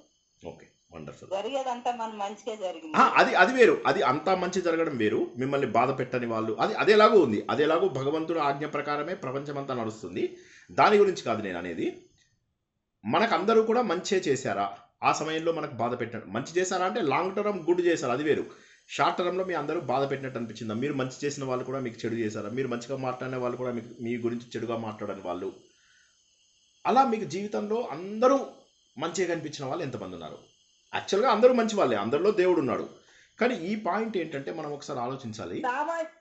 సామాన్యంగా జరగదు సార్, 1-6 అన్నా ఇబ్బంది పడకుండా రాకుండా ఉండదు. చాలా మందికి నేను చెప్పాడు అందరికీ, యాక్చువల్గా అందరిది అదే పరిస్థితి. కాకపోతే ఏంటంటే లాంగ్ టర్మ్లో ఒక చెడు సంఘటనను కూడా మనం మంచిగా మార్చుకోవచ్చు. మంచిగా మార్చుకుని ప్రభావతి మేడం చెప్పినట్టుగా అన్ని మన మంచికే అనుకుని వెళ్ళిపోవడం ఒక పద్ధతి. రెండోది, ఒకసారి ఆలోచిస్తే మనకు వైరాగ్యం ఎలా వస్తుందంటే, ఎవరిని చూస్తే వాళ్ళే మనల్ని బాధ పెట్టారు, ఎవరిని చూస్తే వాళ్ళే మనల్ని ఏదో క్షణంలో ఒక్కసారైనా జీవితంలో బాధ పెట్టిన వాళ్ళే ఉంటారు. చూడండి మీరు, అదేదో పాట ఉంది, కిస్ కిస్ కా నామ్ లూమై హర్ కిసీనే ముజే మారా అని, హిందీలో ఒక పాట. ప్రతి ఒక్కరూ నన్ను బాధ పెట్టిన వాళ్ళే ఈ జీవితంలో. వాడు అంటే ఏంటంటే, ఈ ప్రపంచంలో ఇంకా నేను దేని గురించి చేయాలి, నేను మరణాన్ని గురించి కూడా బాధపడలేదు, కానీ నన్ను జీవితం బాధ పెట్టింది. హిలా మౌత్ సే నహీ, హిలా మౌత్ సే నహీ ముझे జిందగీనే మారా అని ఒక, అంటే ఏంటంటే ప్రపంచంలో ప్రతి ఒక్కటి మనల్ని బాధ పెట్టే విషయమే. కాబట్టి ఏంటంటే దానిపైన వైరాగ్య భావన పెంచుకోవాలి. వైరాగ్య భావన పెంచుకున్నప్పుడు ఏమనిపిస్తుందంటే, ఓకే ఇది ప్రపంచము అని. కాబట్టి వైరాగ్య భావన చాలా సులువు. ఒకసారి వైరాగ్య భావన వచ్చిన తర్వాత మనం గౌతమ్ బుద్ధుడిలాగా మారిపోయే అవకాశం ఉంది, ఒక అశోకుడిలాగా మారిపోయే అవకాశం ఉంది. ఇంకా మహానుభావులలాగా మనం మారేటటువంటి అవకాశం ఉంది. కానీ అర్జున, ఒక వార్నింగ్ ఇస్తున్నానయ్యా, నేను ఒక్క మాట మాత్రం చెప్తున్నాను. ఈ మాట నేను మన ప్రవచనాలలో ఒక 30 సార్లు చెప్పాను. ఇలా నిజంగా గనక అభ్యాసం చేయకుండా, మనసుని నిగ్రహించుకోకుండా గాలి ఎటు తోస్తే అటు వెళ్ళిపోయే వాళ్ళకి యోగము దొరకదు, యోగము దొరకదు. నీ మనోనిగ్రహము కనుక జరగకపోతే ఓ అర్జున నీకు దొరకదు. బస్. ఇప్పటిదాకా శ్రీకృష్ణుడు పాజిటివ్గా చెప్పి ఇప్పుడు నెగిటివ్గా ఎందుకు చెప్పాడు? నెగిటివ్గా ఎందుకు చెప్పాడంటే ఇది కంపల్సరీ. మనసుని నేను నిగ్రహించుకోను, నాకు ఆటోమేటిక్గా జరగాలి, చచ్చినా కుదరదు. మీరు 40 ఏళ్ళు ధ్యానం చేయండి, కుదరదు. కానీ ఒక్కరోజు వైరాగ్యం తెచ్చుకోండి, ఆ రోజు మీకు ధ్యానం కుదురుతుంది. ఏదో ఒకరోజు కూర్చొని ఆలోచించండి. నేను ఇప్పుడు ఇలా కళ్ళు మూసుకొని 30 సెకండ్స్ ఉండమన్నాను కదా, ఒక అరగంట సేపు ఉండండి. అలాగా చూస్తే అనిపిస్తుంది, ఇదా వీళ్ళ కోసమా నేను చేస్తున్నది? గొప్ప గొప్ప పొలిటీషియన్స్ని వాళ్ళని వీళ్ళని చూస్తే తల్లి చనిపోతే చాలు వాళ్ళ స్థానంలోకి నేను రావచ్చు అని ఎంతమంది ఆలోచిస్తూ ఉంటారు పొలిటీషియన్స్. గొప్ప స్థానం, ప్రపంచంలో గొప్ప గుర్తింపు, కానీ ఇంట్లో ఉన్న పిల్లలే మనం చనిపోతే బాగుండు అని చెప్పి ఆలోచిస్తూ ఉంటారు. మనం చనిపోయేటప్పుడు అత్యంత దారుణమైనటువంటి పరిస్థితులలో కూడా మనం చనిపోతూ పిల్లలు మన పొజిషన్లోకి వస్తూ ఉంటారు. తల్లిదండ్రుల్ని చంపేసి ఆ పొజిషన్లోకి వస్తున్న పిల్లల్ని చూస్తూ ఉంటారు. చాలా ఉన్నత స్థానంలో ఉన్నాం అనుకుంటాము, కానీ తల్లిదండ్రుల్ని కూడా చంపేసి పిల్లలు ఆ స్థానంలో వస్తారు. మన అనుకున్న వాళ్ళే మన జీవితంలో మనకు ఎదురు దెబ్బలు ఎన్నో కొడతారు. ఇంకా చెప్పాలంటే మనని ఎక్కువగా బాధ పెట్టేది మనం ఆత్మీయులు అనుకున్న వాళ్ళనే. మనం ఎంతో ప్రేమించాము అనుకున్న వాళ్ళే మనని ఎక్కువ బాధ పెడతారు. అందుకే జీవితంలో ఒక్క సత్యం గుర్తుంచుకోండి, ఇది మీరు రాసుకున్నా సరే జీవిత సత్యంగా. నాకు తెలిసి ఎవ్వరూ కూడా ప్రవచనాలు మళ్ళీ వినడం లేదు, కానీ ఒక్క రిక్వెస్ట్ ఏంటంటే మళ్ళీ వినండి. వైరాగ్య భావన అలవరుస్తుంది. ఇప్పుడు మీకు పాయింట్స్ అన్నీ అర్థమైనట్టుంటుంది. ఒక్క పాయింట్ నేను చెప్తున్నది గుర్తుంచుకోండి. పిల్లలే జీవితం కాదు, పిల్లలు మన జీవితంలో భాగం. మళ్ళొకసారి చెప్తున్నా, పిల్లలే జీవితం కాదు, మన వల్లే జీవితం కాదు, జీవితంలో ఒక భాగం.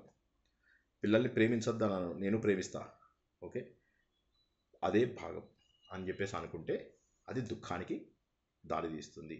అతి సర్వత్ర వర్జయేత్, ఎప్పుడు అతి పనికి రాదు. కాబట్టి ఏంటంటే ఆ వైరాగ్య భావన ఎంతో కొంత రావాలి అర్జున. అది రాకపోతే ఈ మనస్సును నిగ్రహించుకోలేడు, వాడు యోగాన్ని సాధించలేడు. చలో, నీకు వార్నింగ్ ఇచ్చేసాను, ఇక నీ ఇష్టం. నువ్వు అడిగావు ప్రశ్న, దానికి నేను జవాబు ఇచ్చేశాను. అర్జునుడు అడుగుతున్నాడు, కరెక్టే, కానీ నాకు శ్రద్ధ ఉంది, ఆసక్తి ఉంది, కానీ ప్రాక్టీస్ సరిగ్గా చేయలేకపోయా ఈ జన్మ లోపల. ఫుల్గా ప్రాక్టీస్ చేయలే, కొంత ప్రాక్టీస్ చేసి వదిలేసా. నాకు టైం సరిపోలే.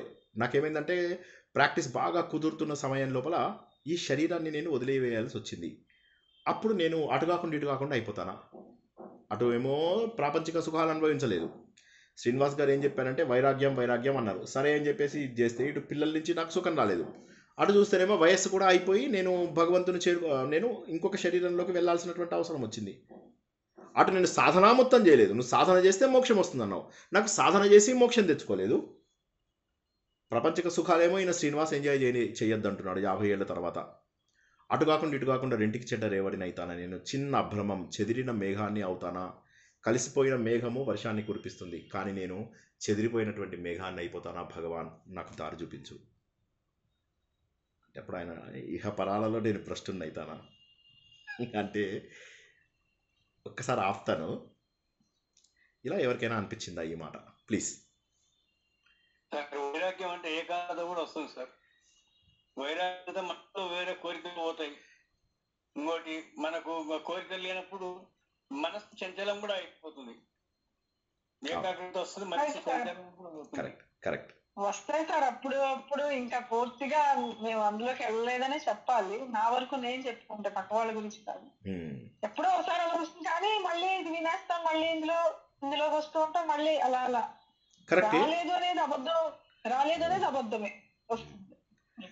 ఇది ఈ అనుమానము ఇంకెవరైనా జవాబు చెప్తారా దీనికి? అంటే చిన్న అభ్రమం, మనం కూడా చెదిరిన మేఘం అవుతాము అనిపిస్తున్న వాళ్ళు ఎవరైనా చెప్పండి, మీ ప్రశ్న చెప్పండి డైరెక్ట్గా. ఇప్పటివరకు మాట్లాడని వాళ్ళు మాట్లాడితే నేను సంతోషిస్తాను. నేను కూడా చెదిరిన మేఘాన్ని అవుతాను అని ఎంతమంది అనుకుంటున్నారు? మొహమాట పడకండి. డౌట్స్ అడగాల్సినటువంటి సమయం వచ్చినప్పుడు అడగాలి. ఎందుకంటే బయట ఎవరు మీకు డౌట్స్ దాకా. వైరాగ్యం అంటే ఏంటంటే కోరికలు తగ్గించుకోవడము.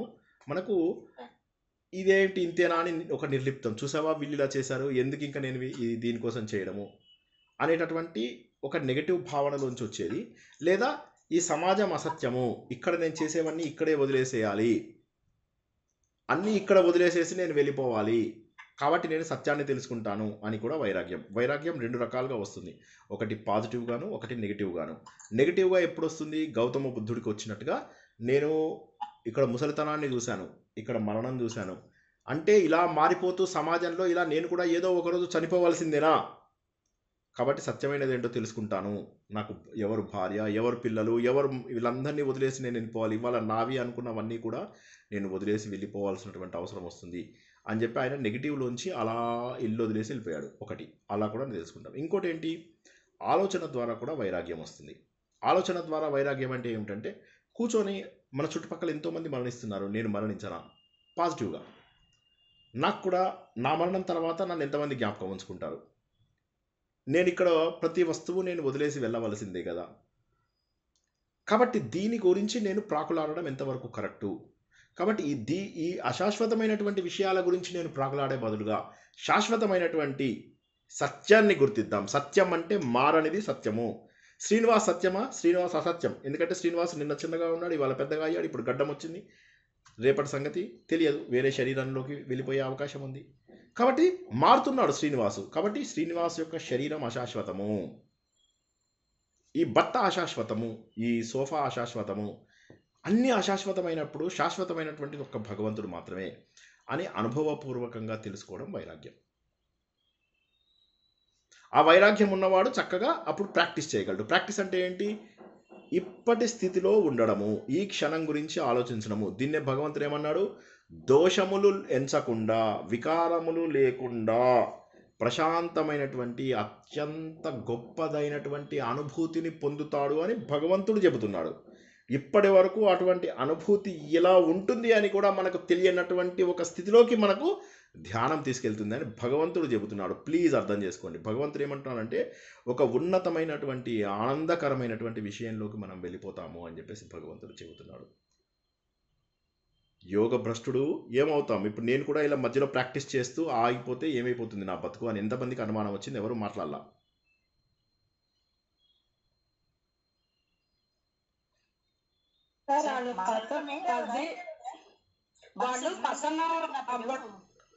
రాజ్యం గారు, తర్వాత భార్గవి గారు. మనసులో దృఢంగా ఉంచుకున్నప్పుడు అతను ఇంకా చంచలమయ్యే పరిస్థితి లేదు కదా సార్. ఇంకా అతను కొన్ని బాధ్యతలు మీ అన్నట్టుగా సమాజంలో కొన్ని బాధ్యతలు తీరిన తర్వాత అతను ఆధ్యాత్మిక చింతనలోకి వెళ్ళినప్పుడు ఇంకా దృఢంగా ఉండడానికి ప్రయత్నం చేయాలి సార్. ఇంకా అతను అప్పుడే అతను యోగ సాధనకి అలవాటు పడగలడు. కరెక్ట్. కానీ అది చేస్తుండగా మధ్య లోపల శరీరాన్ని వదిలేయాల్సి వస్తే అతను మరి చెదిరిన మేఘం అయిపోడా? కాదు, అందుకోసం భగవంతుని, అందుకే భగవంతుని అడుగుతున్నాడు కదా, చెదిరిన మేఘం అయిపోతానా అని అడిగాడు. మళ్ళీ జన్మలో అక్కడి నుంచి సాధిస్తామంటారు, మళ్ళీ అక్కడి నుంచే స్టార్ట్ అవుతుంది. అది తర్వాత శ్లోకంలో వస్తుంది జవాబు. కానీ ఈ అనుమానం ఎవరికి రాలేదా అని నేను అడుగుతున్నాను. చెదిరిన మేఘంలాగా అయిపోతామేమో అని ఎవరికి అనుమానం రాలేదా? అటు కాకుండా ఇటు కాకుండా ఇప్పుడు శ్రీనివాస్ ఏమో పార్టీలకు వెళ్ళొద్దు అంటున్నాడు, ఓకే, మీకేమో పార్టీలకు వెళ్ళాలని ఉంది, సాధన చేయమంటున్నాడు శ్రీనివాస్. సరే, ఒకసారి వీడికి రెస్పెక్ట్ ఇద్దాం, ఇన్నాళ్ళుగా చెప్తున్నాడు కదా, ఒకసారి రెస్పెక్ట్ ఇద్దాం, ఓకే అని చెప్పేసి. అతను మనసు దృఢంగా పెట్టుకున్నప్పుడు, దృఢంగా ఉంచుకుని చంచలం కానప్పుడు చెదిరిన మేఘంలా అయిపోడు కదా. చెదిరిన మేఘం అంటే సాధన పూర్తిగా సరిపోకపోతే, అంటే ఆ స్థాయికి వెళ్ళలేకపోతే, ఇప్పుడు అల్టిమేట్ స్థాయికి మీరు వెళ్ళినప్పుడు మీరు అమిత ఆనందాన్ని పొందుతారు. మధ్యదారిలో ఉన్నప్పుడు ఏమవుతుంది? ఇప్పుడు మీరు నేను ఇక్కడి నుంచి విజయవాడకి వెళ్ళాలి, లేదంటే మధ్యదారి లోపల కారు ఆగిపోయింది అనుకోండి, అప్పుడు నా పరిస్థితి ఏంటి? అటు విజయవాడలోనూ లేను, నేను హైదరాబాద్లోనూ లేను.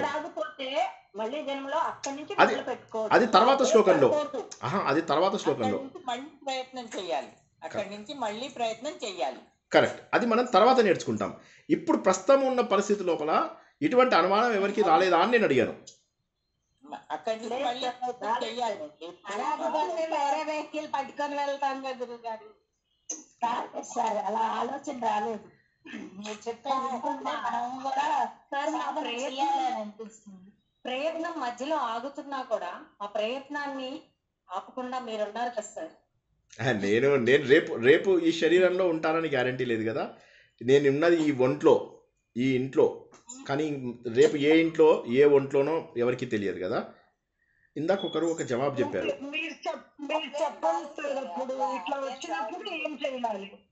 సో ఇందాక ఒకరు జవాబు చెప్పారు, అద్భుతమైనటువంటి జవాబు చెప్పారు. వాళ్ళ పేరు నేను చూసే లోపల ఇంకో ముగ్గురు మాట్లాడేసేసారు.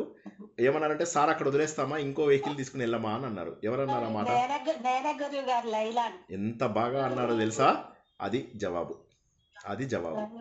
ఏంటంటే ఒక వెహికల్ ఆగిపోతే ఇంకో వెహికల్ తీసుకుని వెళ్తాం, ఒక శరీరం ఆగిపోతే ఇంకో శరీరం. భగవాన్ నాకు ఈ సమస్యని నువ్వే తీర్చు, నేను రెంటికి చెడ్డ రేవణ్ణి అయితానా, భ్రష్టుణ్ణి అయితానా, ఇహంలోనూ పరంలోనూ కూడా ఎందుకు పనికిరాని వాడిని అయిపోతానా, దేవుడా నన్ను కాపాడు. ఇక దీనికి జవాబు వేరే చెప్పేటటువంటి అర్హత ఉన్న వాళ్ళు ఎవరు లేరు. గొప్పదైనటువంటి ధ్యానయోగం నాకు నేర్పించావు. ధ్యానయోగం అన్నిటికంటే గొప్పది, కర్మకి జ్ఞానానికి ఒక ఉన్నతమైనటువంటి బ్రిడ్జ్ అని చెప్తున్నావు. అండ్ ధ్యానంలోకి వెళ్ళిపోతే ఆటోమేటిక్గా మేము మోక్ష మార్గానికి అందుకోగలము అని చెప్పావు. ఓ భగవాన్ నాకు ఒక్క మాట చెప్పు, నువ్వు నిజంగా కూడా ఈ సందేహాన్ని తీర్చగలిగే సమర్థుడవి అంటే అప్పుడు భగవంతుడు అంటాడు, బాబు ఎవరైతే హోల్ హార్టెడ్గా ప్రాక్టీస్ చేస్తారో, హోల్ హార్టెడ్గా ప్రాక్టీస్ చేయడం అంటే ఏంటో నేను చెప్తా. కారు రావే కారు కారు రావే అంటారు. అనగానే అప్పుడు నేను తబలా తీసుకుని వస్తాను, పెద్ద తబలా. మీరందరూ అవి చిరుతలు తీసుకుని వస్తారు, భజనలు చేస్తాం. భజనలు చేసిన తర్వాత అందరం అంటాం ఇవాళ డిన్నర్ కలిసి చేద్దాం. అప్పుడు అందరం కూర్చొని కలిసి డిన్నర్ చేస్తాం. చేసిన తర్వాత మీ ఇంట్లో ఏం జరిగింది, మా ఇంట్లో ఏం జరిగింది అని చెప్తాం. ఓకే, ఇలాగ మనం జీవితాంతం చేస్తాం. ఇది సాధన, అంతేనా? ఇదే కదా? కాబట్టి ఇది సాధన కాదు. దీంతో ఒక మెట్టు కూడా ఎదగము, భగవంతుడు అనుసరించిన మార్గము, భగవంతుడు మనకు నిర్దేశించిన మార్గంలో వెళ్ళడమే ఆధ్యాత్మికత. మళ్ళీ చెప్తా, భగవంతుడు మనకు నిర్దేశించిన మార్గంలో వెళ్ళడమే ఆధ్యాత్మికత. పూజలు కావు, పునస్కారాలు కాదు, ఏవి కావు. భగవంతుడు ఎలా వెళ్ళమని చెప్పాడు, ఏ ధర్మ మార్గంలో మనల్ని వెళ్ళమని చెప్పాడు, దాన్ని ఆచరించి చూపించాడు. ఆ మార్గంలో వెళ్ళడమే ఆధ్యాత్మికత. ఎంత బ్యూటిఫుల్ పాయింట్ చూడండి. కాబట్టి భగవంతుడు ఏమంటాడంటే, చూడవయ్యా నువ్వు నా మార్గంలో వెళ్తున్నప్పుడు, ఒకవేళ నిజంగా కనుక నువ్వు నా మార్గంలో వెళ్తున్నావు అని అయితే కారు రావే అనవు. నువ్వు నేను చెప్పినటువంటి సాధన చేస్తావు. ముందు కర్మయోగాన్ని ప్రాక్టీస్ చేస్తావు, నిష్కామ కర్మ చేస్తావు, కర్మ యొక్క ఫలితాన్ని వదిలేస్తావు. దేవుడి మార్గం వెళ్తే కారు పోవే అంటావు, దేవుడి మార్గం వెళ్తావు. సో ముందుగా కర్మ చెయ్యి. ఆ కర్మని ఎలా చేస్తావు? కోరిక లేకుండా చెయ్యి. ఆ కర్మని బాధ్యతతోని చెయ్యు. ఆ కర్మని దేశం కోసం చెయ్యు. ఆ కర్మ నుంచి ఏ ఫలితం వచ్చినా దాన్ని ప్రసాదంగా, ప్రసాదము అంటే భగవంతుడు ప్రసన్నుడై మనకు అందించేటటువంటిది. దా అంటే ఇవ్వడము, మోక్షద క్షీరద అంటాం కదా, ఆ దా అంటే ఇవ్వడం, అది. సో భగవంతుడు ప్రసాద, ప్రసన్నంగా ఉండి మనకిచ్చేది. కాబట్టి ఏది జరిగినా భగవంతుడి యొక్క ప్రసాదంగా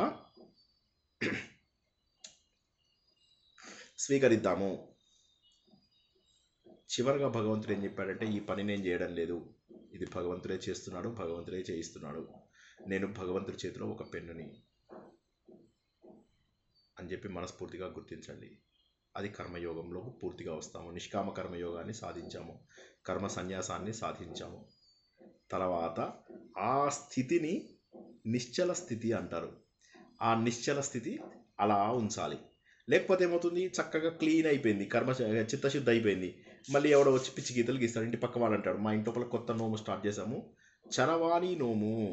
ఈ నోములో ఏంటంటే మగవాళ్ళని 15 మందిని పిలవాలి. ఇంటికి పిలిచి వాళ్ళందరికీ ముందు పసుపు మొహం మీద ఇలా విసిరి డబ్బాతో కొట్టాలి. కొట్టిన తర్వాత కాళ్ళకి ఏం చేయాలంటే కుంకుమలు రాసేసేయాలి.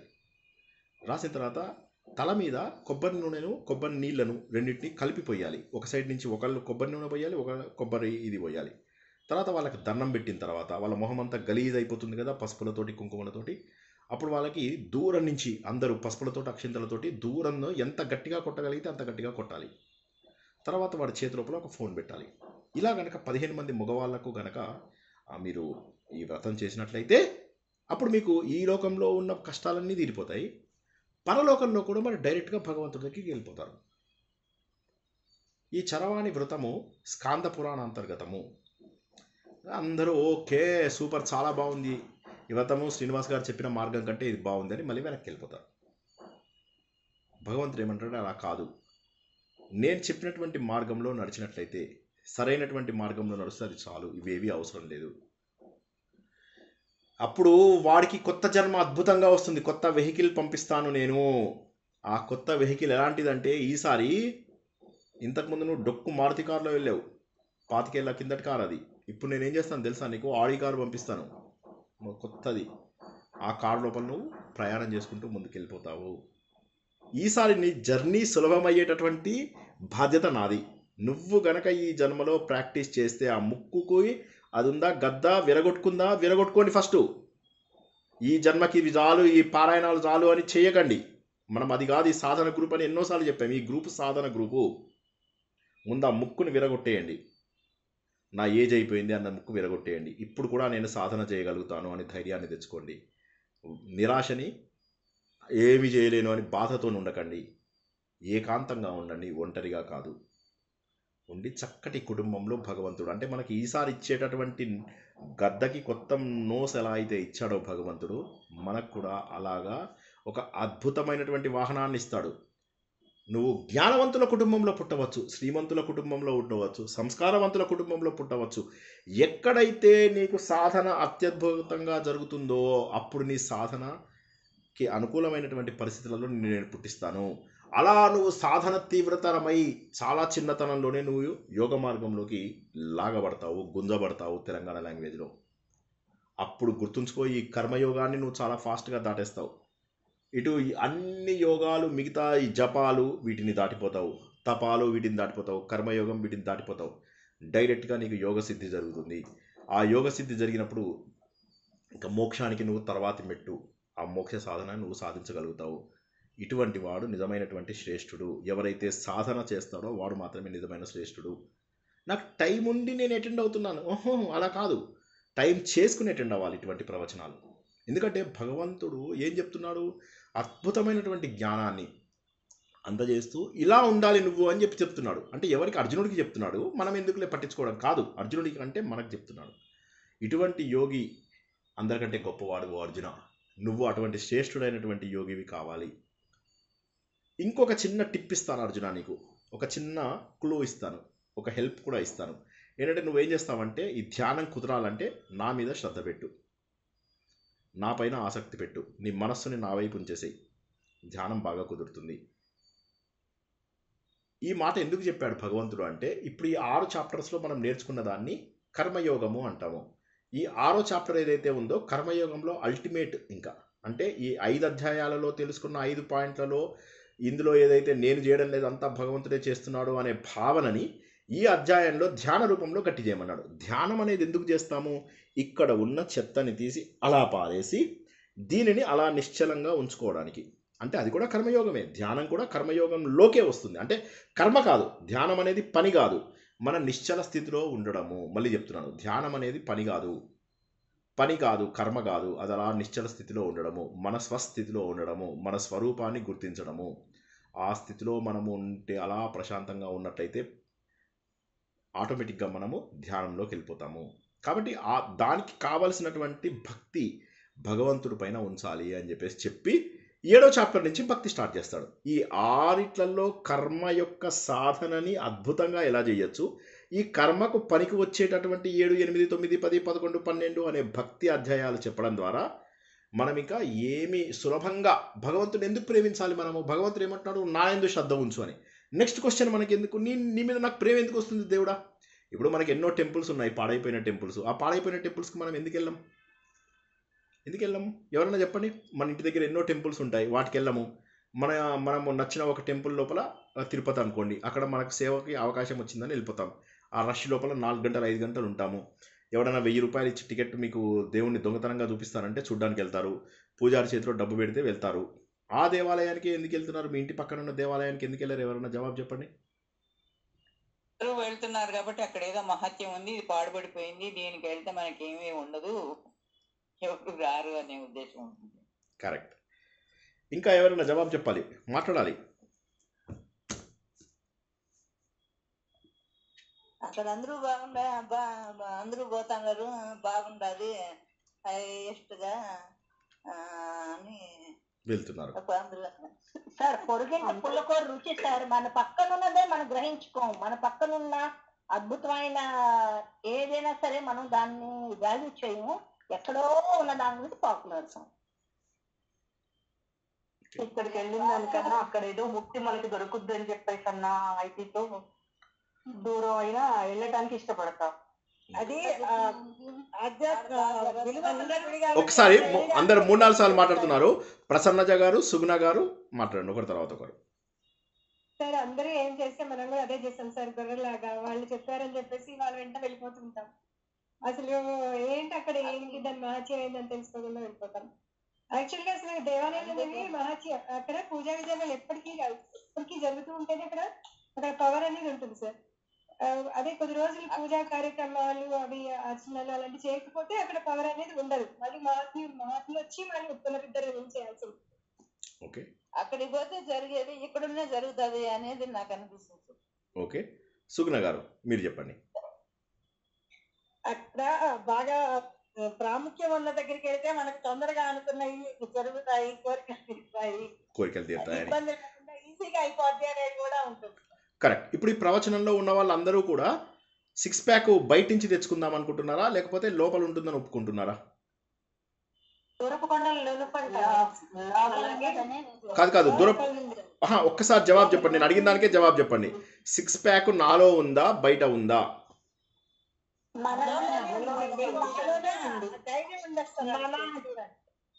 మనలోనే 6 ప్యాక్ ఉంది. ఆ మనలోనే ఉన్న 6 ప్యాక్ బయటకి ఎలా వచ్చింది?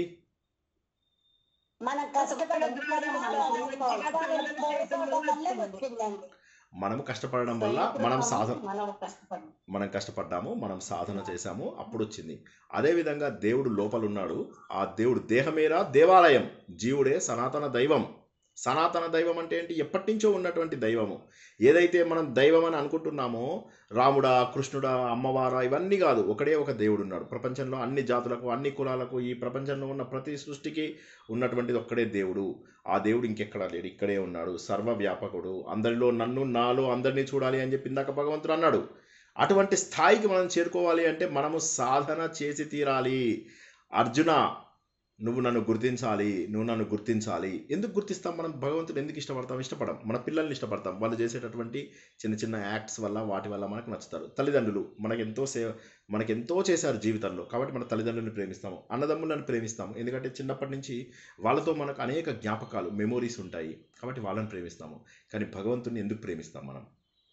భక్తి చెయ్యి అర్జున అన్నాడు, కానీ ఎందుకు చేస్తాం భక్తి? దేవుణ్ణి ఎందుకు నేను ప్రేమించాలి? అది 7 నుంచి 12 వరకు తెలుసుకుందాం మనం. 7వ అధ్యాయం నుంచి 12వ అధ్యాయం వరకు నేను దేవుణ్ణి ఎందుకు ప్రేమించాలి? తిరుపతిలో కోరికలు తీరుస్తాడా? ఎక్కడ ఎవ్వరూ కోరికలు తీర్చరు. భగవంతుడు మనలోనే ఉన్నప్పుడు మన సంకల్పమే మన జీవితాన్ని మారుస్తుంది. ఒక ఐడియా ఒక జీవితాన్ని మారుస్తుంది. ఒక సంకల్పం మన జీవితాన్ని, పక్క వాళ్ళ జీవితాన్ని కూడా మారుస్తుంది. కాబట్టి మనలో ఉన్న భగవంతుణ్ణి మీరు వెళ్ళొద్దని కాదు, అన్ని చోట్లకి తప్పకుండా వెళ్ళండి. ఇంక్లూడింగ్ కుంభమేళా డేట్స్ కూడా పెట్టాను నేను. వీలైన వాళ్ళు తప్పకుండా వెళ్ళండి. ఇది మహాకుంభమేళా అంటారు, 144 సంవత్సరాలకు ఒకసారి వస్తుంది. వీలైన వారు తప్పకుండా వెళ్ళండి. ఓపిక లేని వాళ్ళు వెళ్ళక్కర్లే. ఈ ప్రదేశాలన్నీ చూసినప్పుడు ఏమవుతుందంటే మనకు భగవంతుడు ఉన్నాడు అనే భావన బలపడడం కోసం చేస్తాము. భగవంతుడు ఇక్కడే ఉన్నాడు, భగవంతుడు అన్ని చోట్ల ఉన్నాడు, కానీ ఆ భావన బలపడడానికి అన్ని చోట్లకి వెళ్తాము. ఆ అన్ని చోట్లకి ఎందుకు వెళ్తాము అంటే 7 నుంచి 12 అధ్యాయాల లోపల తెలుసుకుంటాం మనం. 7 నుంచి 12 అధ్యాయాలలో తెలుసుకున్న తర్వాత ఏంటంటే భగవంతుడు ఇక్కడే ఉన్నాడు అని చెప్పి గుర్తిస్తాం. మన సాధన ద్వారా మనలో ఉన్న దైవత్వాన్ని వెలికి తీయాలి. మన సాధన ద్వారా మనలో ఉన్నటువంటి దైవత్వాన్ని వెలికి తీయాలి. ఈ అద్భుతమైనటువంటి సందేశంతో అర్జునుడు వింటూ ఇలా ఆనందంతో నిండిపోతున్నాడు. నువ్వు నాలోనే శ్రద్ధ ఉంచు. నువ్వు కావాల్సినది ఏంటంటే యూ హ్యావ్ టు బికమ్ యోగి. ఆ యోగి అవ్వాలి అంటే నువ్వు నీ సాధన ఈ జన్మలో స్టార్ట్ చేయి. మర్చిపో, ఏమవుతుంది అని మర్చిపో. ఈ జన్మలో సాధన చేయి. ఈ క్షణంలో బతుకు. పాస్ట్ గురించి, ఫ్యూచర్ గురించి ఏమీ ఆలోచించకు. ఈ క్షణంలో బతుకు. కర్మ చెయ్యి, నిష్కామంగా చెయ్యు, ఫలితం ఆశించకుండా చెయ్యి, లోకం కోసం చెయ్యు, బాధ్యతగా చెయ్యు. ఈ కర్మ నేను చేస్తున్నాను అనేది కూడా వదిలేసేయి. చిత్తశుద్ధి చేసుకో. అనవసరమైన చెత్తను బయటపడేయి. ఏకాంత జీవనాన్ని గడుపు. చక్కటి ప్రదేశం లోపల ప్రశాంతంగా నిరంతరము మెల్లగా మెల్లగా మెల్లగా మెల్లగా సాధన చేస్తూ చేస్తూ చేస్తూ భగవంతుడికి దగ్గరగా ముందు కర్మయోగం చేయాలి. తర్వాత నీ యుక్తాహార విహారస్య, నీ ఆహార నియమాలు అవి సరిగా ఉండాలి. ఇవన్నీ ఉన్నప్పుడు నీకు ధ్యానం కుదురుతుంది. నువ్వు గనక మనస్సుని నిగ్రహించుకోలేకపోతే నీకు కుదరదు. యమ నియమం, ఇవి మనం పతంజలి మార్గంలో కూడా ఇదే నేర్చుకున్నాం. యమ నియమ, ఆసన, ప్రాణాయామ, ప్రత్యాహారాలు అనేటటువంటి 5 ప్రిపరేటరీ స్టెప్స్. ఇవి అయిన తర్వాతనే ధారణ, ధ్యానము, సమాధి వస్తాయి. ఈ ప్రిపరేటరీ స్టెప్స్ ముందు చేయాలి మనము.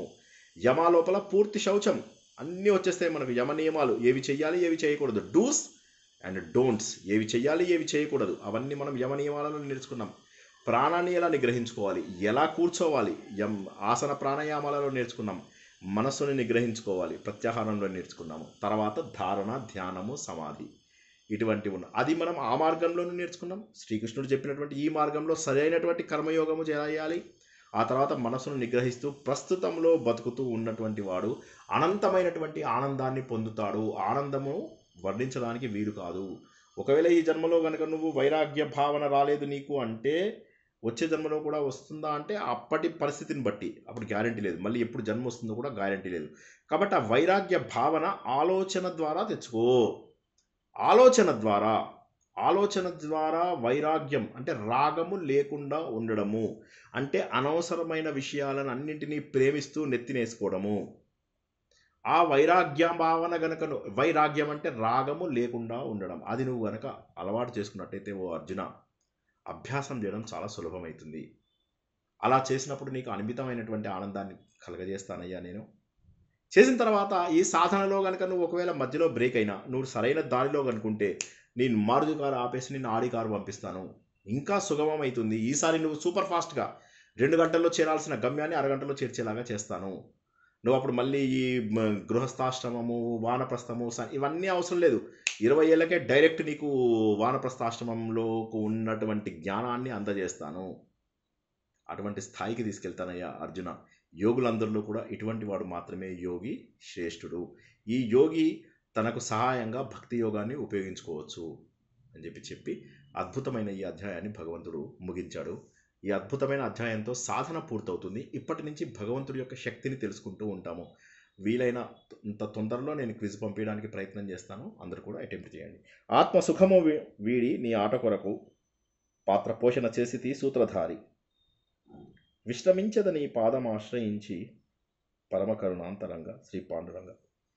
జై శ్రీకృష్ణ. సాధన ఈ రోజుతో పూర్తవుతుంది. 6 అధ్యాయాలలో సాధన. 7వ అధ్యాయం నుంచి మనం ఇన్నాళ్ళు నేర్చుకున్న సాధనని దృఢపరచుకోవడానికి గట్టి నమ్మకము 7 నుంచి 12 వరకు. 13 నుంచి ఇక జ్ఞానయోగులుగా మారిపోతాము. సృష్టిలో ఎలా ఏర్పడింది సృష్టి, నాలో సాత్విక, రాజసిక, తామసిక గుణాలను నేను ఏ విధంగా అణుచుకుంటే భగవంతుడి యొక్క స్వరూపాన్ని నాలో గుర్తించగలుగుతాను అనేది 13, 14, 15 అధ్యాయాలలో నేర్చుకుంటాము.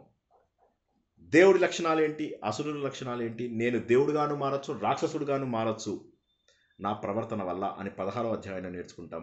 17, 18 అధ్యాయాలలో మనలో ఉన్న సాత్విక, రాజసిక, తామసిక గుణాల ద్వారా మనం ఈరోజు చేసే ప్రతి పని, యజ్ఞము, తపస్సు, దానము, జపము, ధైర్యము అన్నీ కూడా అది సాత్వికమా, రాజసమా, తామసమా అనే విషయాన్ని, ఆఖరికి మనం తినే ఆహారం గురించి కూడా భగవంతుడు చెబుతాడు. ఈ విధంగా మనం డీటెయిల్డ్ ఇన్ఫర్మేషన్ తెలుసుకుంటాం. కానీ సాధన మాత్రము ఈ 6 అధ్యాయాలే. ఈ 6 అధ్యాయాలలో నేర్చుకున్న సాధన ద్వారా తర్వాత అధ్యాయాలకు కావాల్సినటువంటి ఎదుగుదల మీలో వస్తుంది. భగవంతుడి పైన నమ్మకం ఎక్కువ వస్తుంది. మనలో ఉన్న భగవంతుని వెలికి తీసేటటువంటి ప్రయత్నము మరింత ఉధృతం అవుతుంది. ఇప్పుడు ప్రశ్నలు ఉన్న వాళ్ళు అడగండి. నాకు చాలా సంతోషంగా ఉంది. మీరు ఇంతమంది ఇంకా ఇన్నాళ్ళైనా కూడా ఈ 6 అధ్యాయాలకి 20 క్లాసుల పైన అయ్యాయి మనకు. మళ్ళీ ఉపదేశ సారం ఇంకో 10 క్లాసులు అయ్యాయి. సో మొత్తం 30 క్లాసుల పైన అటెండ్ అయ్యి 6 అధ్యాయాలని ఇంత శ్రద్ధగా విన్నారంటే నాకు సంతోషంగా ఉంది. కాకపోతే మీరు దీన్ని సాధనలోకి మార్చుకుంటే సంతోషం. భగవంతుడి మార్గం అని గుర్తించండి. ఇది శ్రీనివాస్ మార్గం కాదు, భగవంతుడి మార్గం. ఆయన చెప్పిన మాటలే. దీని మీద నాకు ఎటువంటి రైట్స్ లేవు, నాకు ఎటువంటి ఇవి లేవు. మీరు ఇందులో ఉన్న పాయింట్లని మీరు విచ్చలవిడిగా ఎక్కడ పడితే అక్కడ వాడుకోండి. ఎందుకంటే ఇందులో ప్రతి మాట భగవంతుడిదే. కేవలం ఇన్సిడెంట్స్, సినిమాలు ఇవన్నీ మీకు అర్థం కావడానికి చెప్పినవి. మీకు కావాల్సిన మహామంత్రం ఇచ్చాను. ఏంటి మీకు ఇచ్చిన మహామంత్రం ఈ అధ్యాయంలో?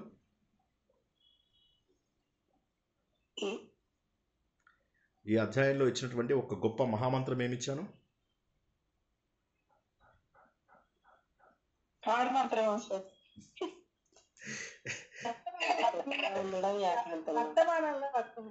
కాదు, ఒక మంత్రమే ఇచ్చా నేను.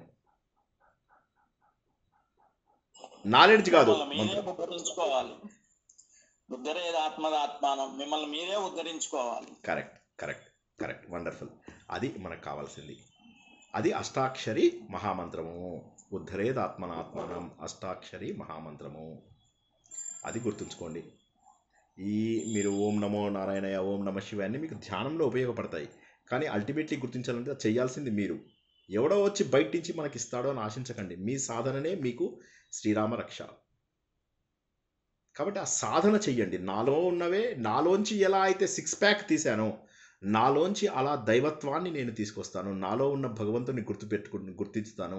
నాలో ఉన్న ప్యూరిటీని, నాలో ఉన్న అమితమైనటువంటి ఆనందాన్ని, తట్టుకోలేనటువంటి ఆనందాన్ని నేను గుర్తిస్తాను.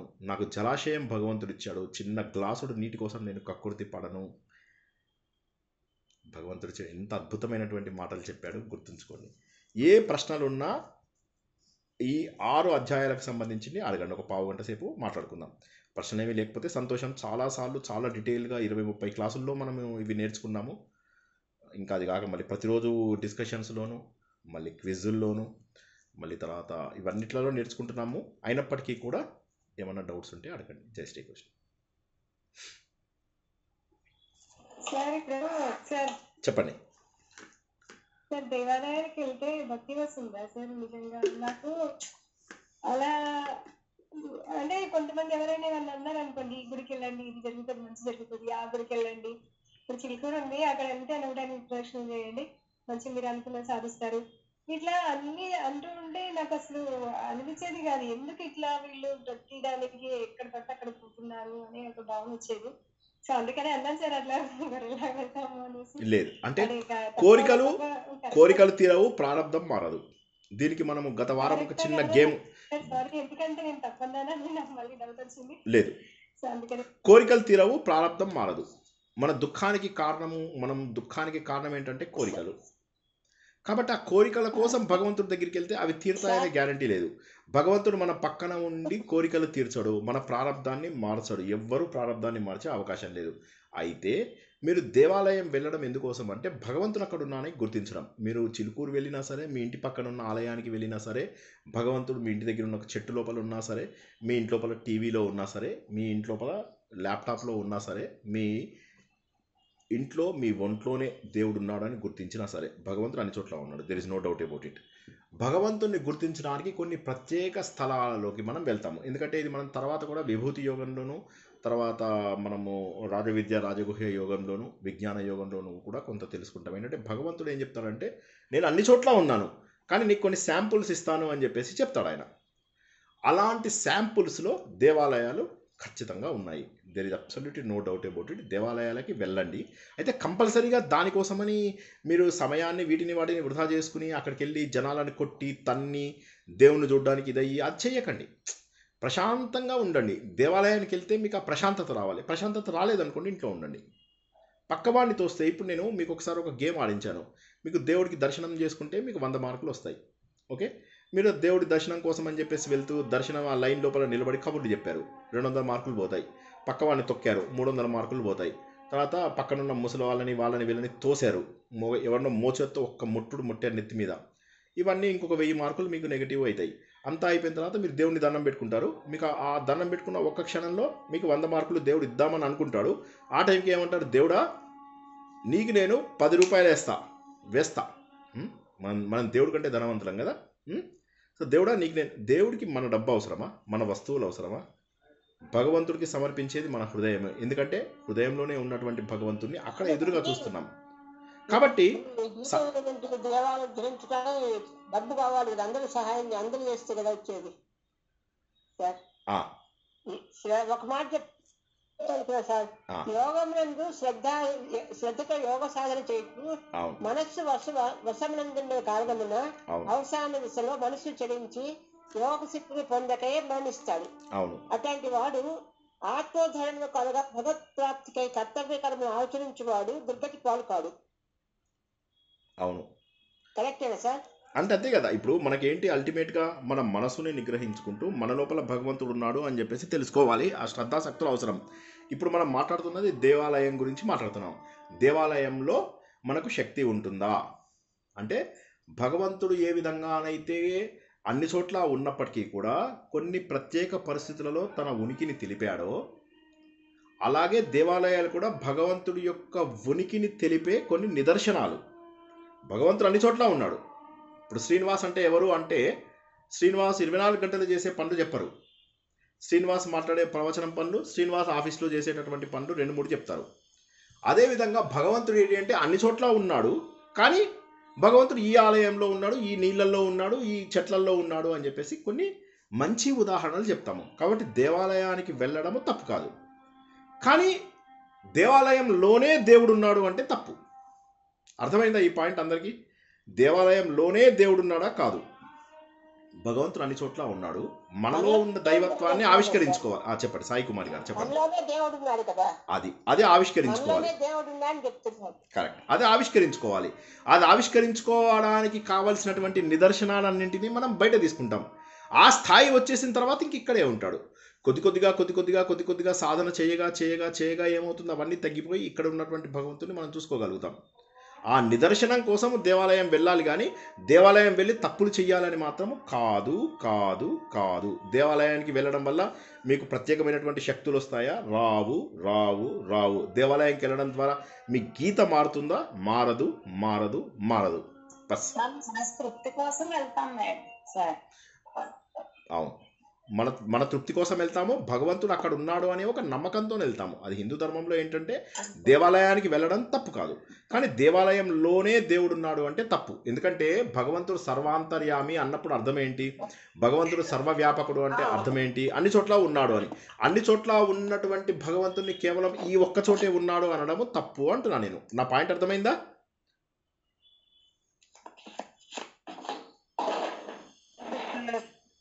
అన్ని చోట్ల ఉన్నాడు అని మీరు చెప్తున్నారు.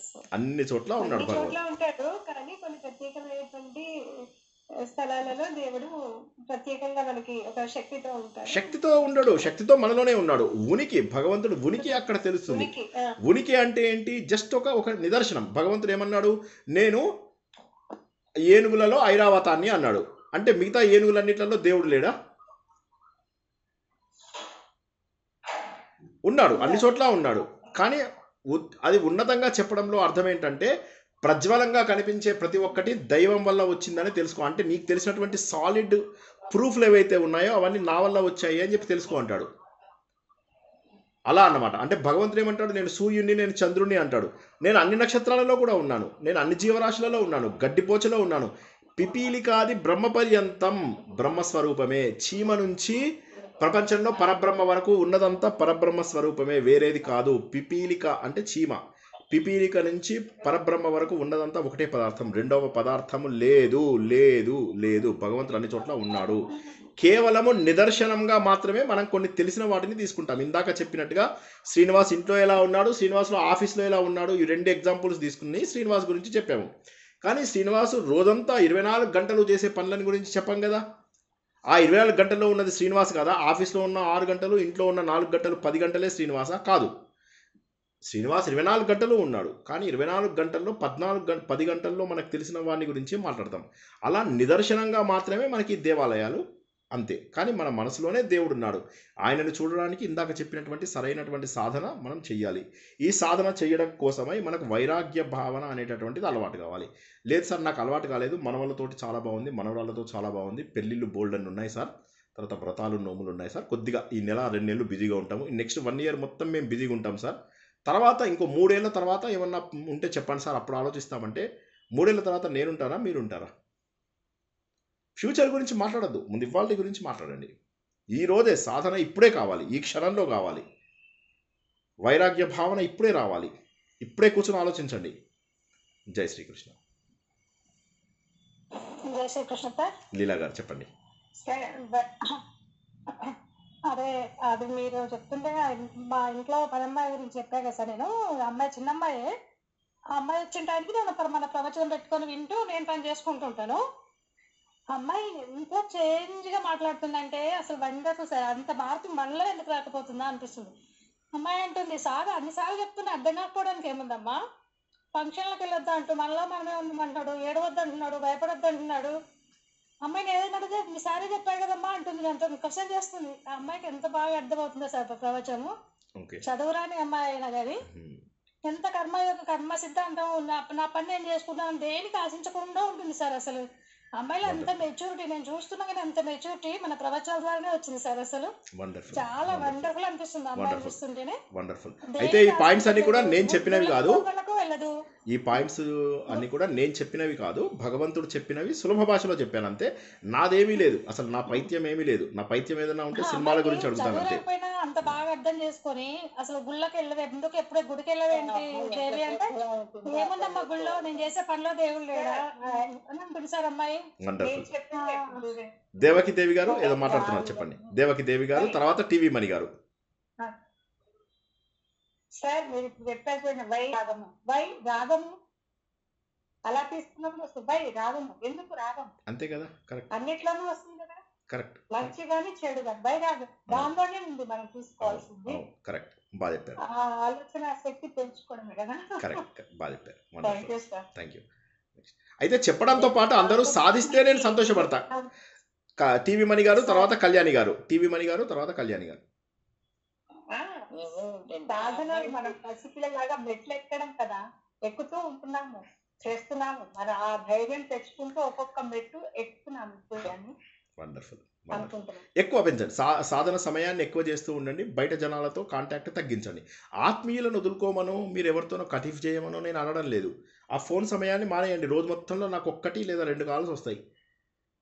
నాకేమి ఫ్రెండ్ సర్కిల్ లేదా, నాకు జనాలు తెలిసిన వాళ్ళు లేదా, అది తగ్గించేసుకోండి. క్రమ పద్ధతిలో తగ్గించండి. తగ్గిస్తే అందరికీ లాభం. అది రోజు మొత్తంలో గనక ఎవరైనా 1 లేదా 2 కాల్స్కు మించి మాట్లాడుతున్నారు అంటే సాధనకి వాళ్ళు చాలా దూరంగా ఉన్నట్టు లెక్క. మానేయచ్చు, సాధన మానేయచ్చు. వాళ్ళు శుభ్రంగా ఫ్రెండ్స్తో కబుర్లు పార్టీలకు వెళ్ళిపోవచ్చు, లేదా పారాయణలు నడుస్తూ ఉంటాయి, పారాయణలకు వెళ్ళిపోవచ్చు. తగ్గించుకున్నా కూడా మనం టైం యూజ్ చేసుకోవడం కూడా చేయాలి కదా. ఇప్పుడు టైం తగ్గించుకుంటాం జనాలతో, కానీ దాన్ని మళ్ళీ మంచి ఇలాంటి స్పిరిచువల్ విషయాలకు వాడుకోవడం, అంటే ప్రవచనం, కరెక్ట్, దాన్ని ఎలా అని ఆలోచించి ఫాలో అవడానికి ట్రై చేయడము, వాటికి టైం పెట్టుకోవాలి. అంటే తగ్గించుకుంటే అలా చేయాలి, ఆ టైం అలా యూజ్ చేసుకోవాలనుకుంటున్నాను. కరెక్ట్, బాగా చెప్పారు. కరెక్ట్. ఆ సమయాన్ని మళ్ళీ మనం వేరే వాటికి ఉపయోగించుకోకుండా, ఏదైతే సమయాన్ని మనము బయట వాళ్ళతో అనవసరంగా మాట్లాడకుండా సేవ్ చేసుకుంటామో దానిని మనము సరైనటువంటి దారిలో, సరైనటువంటి పుస్తకాలు చదవడము, సరైనటువంటి ప్రవచనాలు వినడము, సరైనటువంటి టీవీలో డాక్యుమెంటరీలు అవి ఇవి చూడడము, ప్రకృతి శక్తుల గురించి తెలుసుకోవడము, ఇవన్నీ కూడా మనకు సాధనకు ఉపయోగపడతాయి. రాగము అంటే రాగానికి దూరంగా విరుద్ధంగా మనసుని దృఢపరచుకోవడం అనేది వైరాగ్యము అనే అర్థం కూడా రావచ్చు. Correct, correct, correct. ఇంకెవరికైనా ఏమన్నా ప్రశ్నలు ఉన్నాయా ఈ మొత్తం అధ్యాయంలో? ఈ మొత్తం అధ్యాయంలో మనం నేర్చుకున్నదల్లా ఏంటంటే, ముందుగా భగవంతుడు ఏం చెప్తున్నాడంటే కర్మయోగానికి ధ్యాన యోగానికి ఉన్న తేడా చెప్తున్నాడు. 2 ఒకటే. కర్మయోగం అయిపోయిన తర్వాతే మనం ధ్యాన యోగంలోకి ప్రవేశిస్తాము అని చెప్పేసి భగవంతుడు చెప్పాడు. చెప్పి ఏమంటున్నాడు, కొంతమంది ఆల్రెడీ సాధించేసిన వాళ్ళు ఉంటారు, వాళ్ళని యోగారూఢులు అంటారు, యోగాన్ని సాధించిన వాళ్ళు. కొంతమంది ఆరోరుక్షులు. దీనికి మనం ఎగ్జాంపుల్ ఏం చెప్పుకున్నాము, కొండెక్కుతున్న వాళ్ళు ఇలా ఇలా ఇలా ఇలా ఇలా కొండెక్కుతున్నారు కొంతమంది, వీళ్ళకి ధ్యాన యోగం అవసరము. కొండెక్కేసిన వాళ్ళు పైన ఉన్నారు, వాళ్ళు జస్ట్ ఇలా చూస్తే సరిపోతుంది, వాళ్ళు అలా నిశ్చల స్థితిలో ఉంటారు. కానీ మనం కొండ ఎక్కుతున్న వాళ్ళం, ఎక్కుతున్నప్పుడు ఏం చేయాలి, కొండ ఎక్కడమే మన ధ్యేయంగా పెట్టుకోవాలి, కొండ ఎక్కడమే. కాబట్టి మనం ఆరోరుక్షులము, ముముక్షు, ఆరోరుక్షు, ఇవన్నీ ఆ పదాలు అన్నమాట. అంటే ఎదగాలి, ఎక్కాలి. ఆరోహణ అంటే ఎదగడం, ఎక్కడం. ఆ ఆరోహణ దారిలో ఉన్నటువంటి మనమందరము కూడా ధ్యాన యోగం చేయాలి అని చెప్పేసి భగవంతుడు చెబుతూ, ధ్యానం అనేది ఎన్నో విషయాల నుంచి ఒక్క విషయానికి మనం తీసుకురావాలి. అనవసరమైన విషయాలు ఆలోచిస్తున్న మన మనస్సుని ఒక్క విషయం కనీసం ఏక అగ్రత దగ్గరికి తీసుకురావడము. చిత్తశుద్ధి ఏదైతే మనకు కర్మయోగంలో క్లెన్సింగ్ ఆఫ్ మై మైండ్ ఏదైతే జరిగిందో దాన్ని నేను ఇప్పుడు స్టేబుల్గా ఉంచడం, చిత్త నిశ్చలతకు తీసుకురావడము. బయట శుద్ధి కాదు ఇప్పుడు మనకు కావాల్సింది, అంతర్శుద్ధి. బాహ్య శుద్ధి అంతా అయిపోయింది, ఇప్పుడు నేను అంతర్శుద్ధి చేసుకోవడము. ఇది చేసుకోవడంలో నేను ఎక్కుతున్న దారిలో ఇంకా నేను ఆ పైన నేను టాప్ వైపుకు వెళ్ళాలనే ఫోకస్ మాత్రమే ఉండాలి. పైకి వెళ్ళిన తర్వాత ఇక నాకు వేరే బాధ్యత ఉండదు, ఇలా చూడడమే అంతే. ఆనందంగా చూస్తూ ఉండడం, భగవంతుడు అందించినటువంటి ఈ ప్రపంచం అంతా ఆనందంగా చూస్తూ ఉండడము. కాబట్టి సంకల్ప త్యాగము చేయడమే మనకు నిజమైనటువంటి జీవితము, సన్యాసమే నిజమైనటువంటి యోగము. ఇది కేవలము బట్టలతో రాదు, వైరాగ్యంతో మాత్రమే వస్తుంది. కాబట్టి ఓ అర్జున, విషయాలని నువ్వు పట్టించుకోవు, కర్మలను నువ్వు పట్టించుకోకు, సంకల్పాలను వదిలేసేయి. సంకల్పం వదిలేయి, అనవసరమైన కర్మలు వదిలేయి, విషయాలతో వదిలేయి. ప్రశాంతమైనటువంటి స్థితి లోపల ఉన్నట్లయితే నువ్వు యోగారూఢుడు అవుతావు. అయిపోతావు. ఆ యోగారూఢుడికి ఈ కోరికలేవి ఉండవు. పైకి వెళ్ళిపోయాడు, వాడు ఆల్రెడీ టాప్కి వెళ్ళిపోయాడు. అప్పుడు వాడికి ఏ కోరికలు ఉండవు, ఏ కర్మలు ఉండవు, ఏ విషయాలతోటి నేను బంధాలు పెంచుకోవాలని కేవలం ఆత్మస్థితిలో మాత్రమే ఉంటాడు. కాబట్టి నువ్వు గుర్తుంచుకో, అన్నిటికీ మూల కారణమైనటువంటి ఈ కామం ఏదైతే ఉందో ఆ కామము మన మనసులో ఉంది. శాంతి పర్వంలో చెప్తాడు, ఓ కామమా నువ్వెక్కడున్నావో నాకు తెలుసు, నా మనసులో ఉన్నావు, నా సంకల్పాలలో ఉన్నావు. అసలు నేను సంకల్పాలే చేసుకోకపోతే నువ్వేమైపోతావు, నా సంకల్పాలలో ఉన్నావు.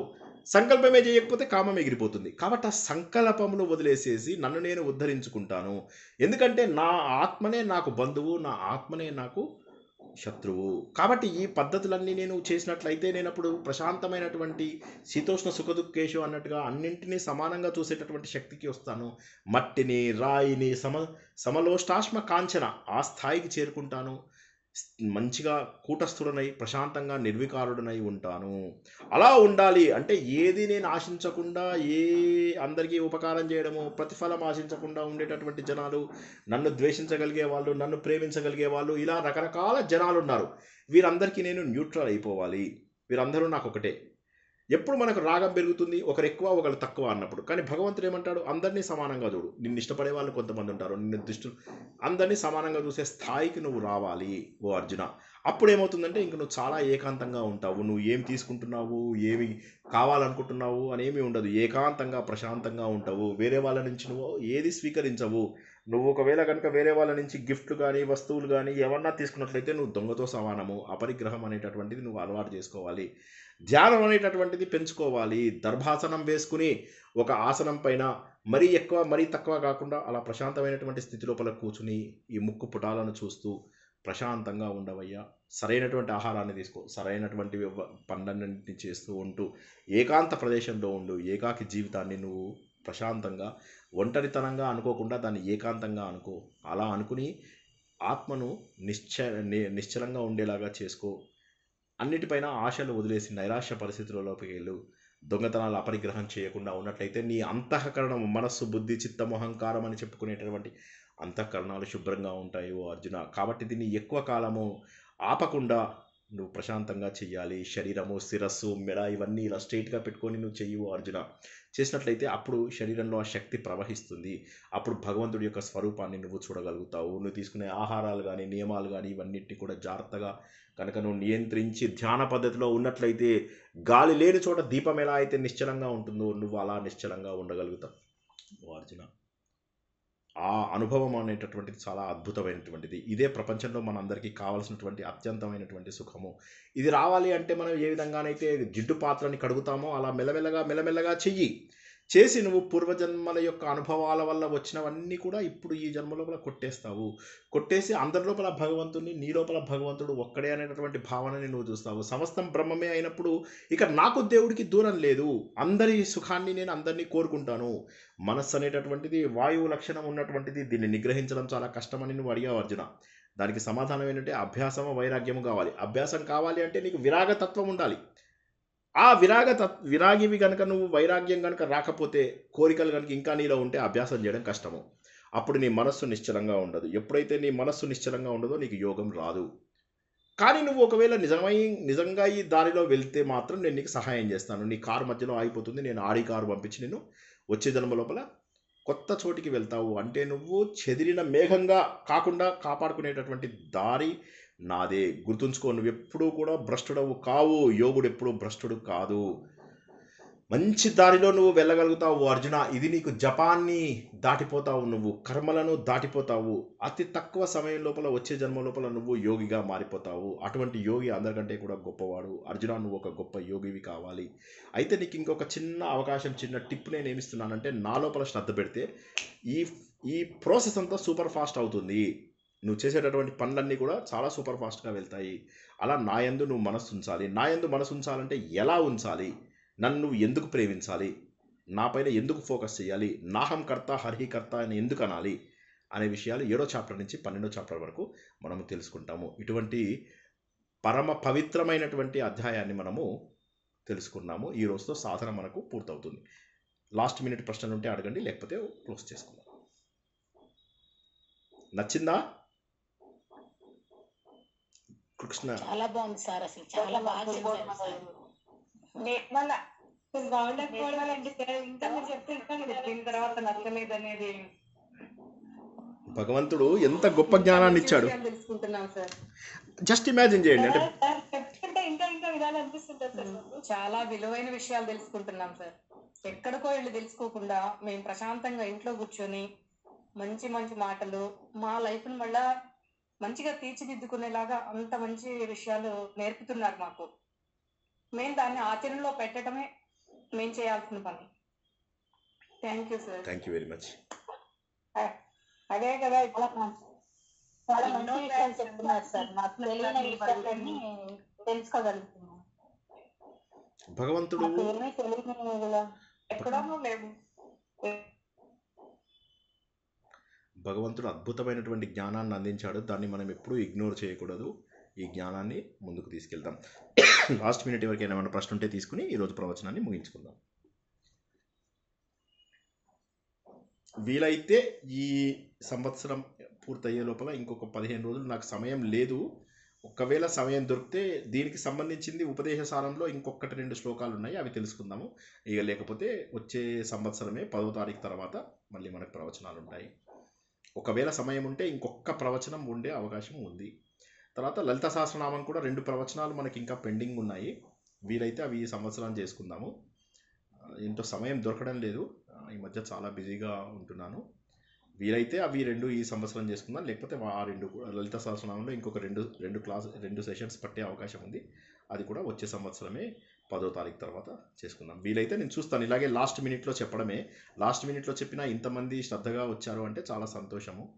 జై శ్రీకృష్ణ. ఇంకేం ప్రశ్నలు లేవంటే సార్ విష్ణు సహస్రనామం ఎప్పుడైనా వీలవుతా? లలిత సహస్రనామం అయిపోగానే విష్ణు సహస్రనామం ప్రారంభిస్తున్నాం. విష్ణు సరే, మాకు సహస్రనామం మెసేజ్ పెడతారా సార్? ఇదే గ్రూప్లో మనకు కంటిన్యూస్గా అన్ని గ్రూప్లలో మనకు ఈ మెసేజ్ వస్తుంది. లలిత సహస్రనామం అయిపోయిన వారంకే మనము విష్ణు సహస్రనామం ప్రారంభించుకుంటాం. Okay sir, thank you. జై శ్రీకృష్ణ. వండర్ఫుల్. మరోసారి అందరి శ్రద్ధాశక్తులకు జై శ్రీకృష్ణ సార్. చెప్పండి. తిదివార నక్షత్రాల గురించి చెప్తా అన్నారు సార్ మీరు. సారీ, మంచి రోజు తిది వార నక్షత్రాలు ఎలా చూడాలని చెప్తా కరెక్ట్ అన్నారు కరెక్ట్. సార్. అవి కూడా వచ్చే ఇయర్ ప్రారంభం. ఇంకా అది సులభ జ్యోతిష్యం అని 5 వారాలు వచ్చే సంవత్సరం ప్రారంభించుకుందాం.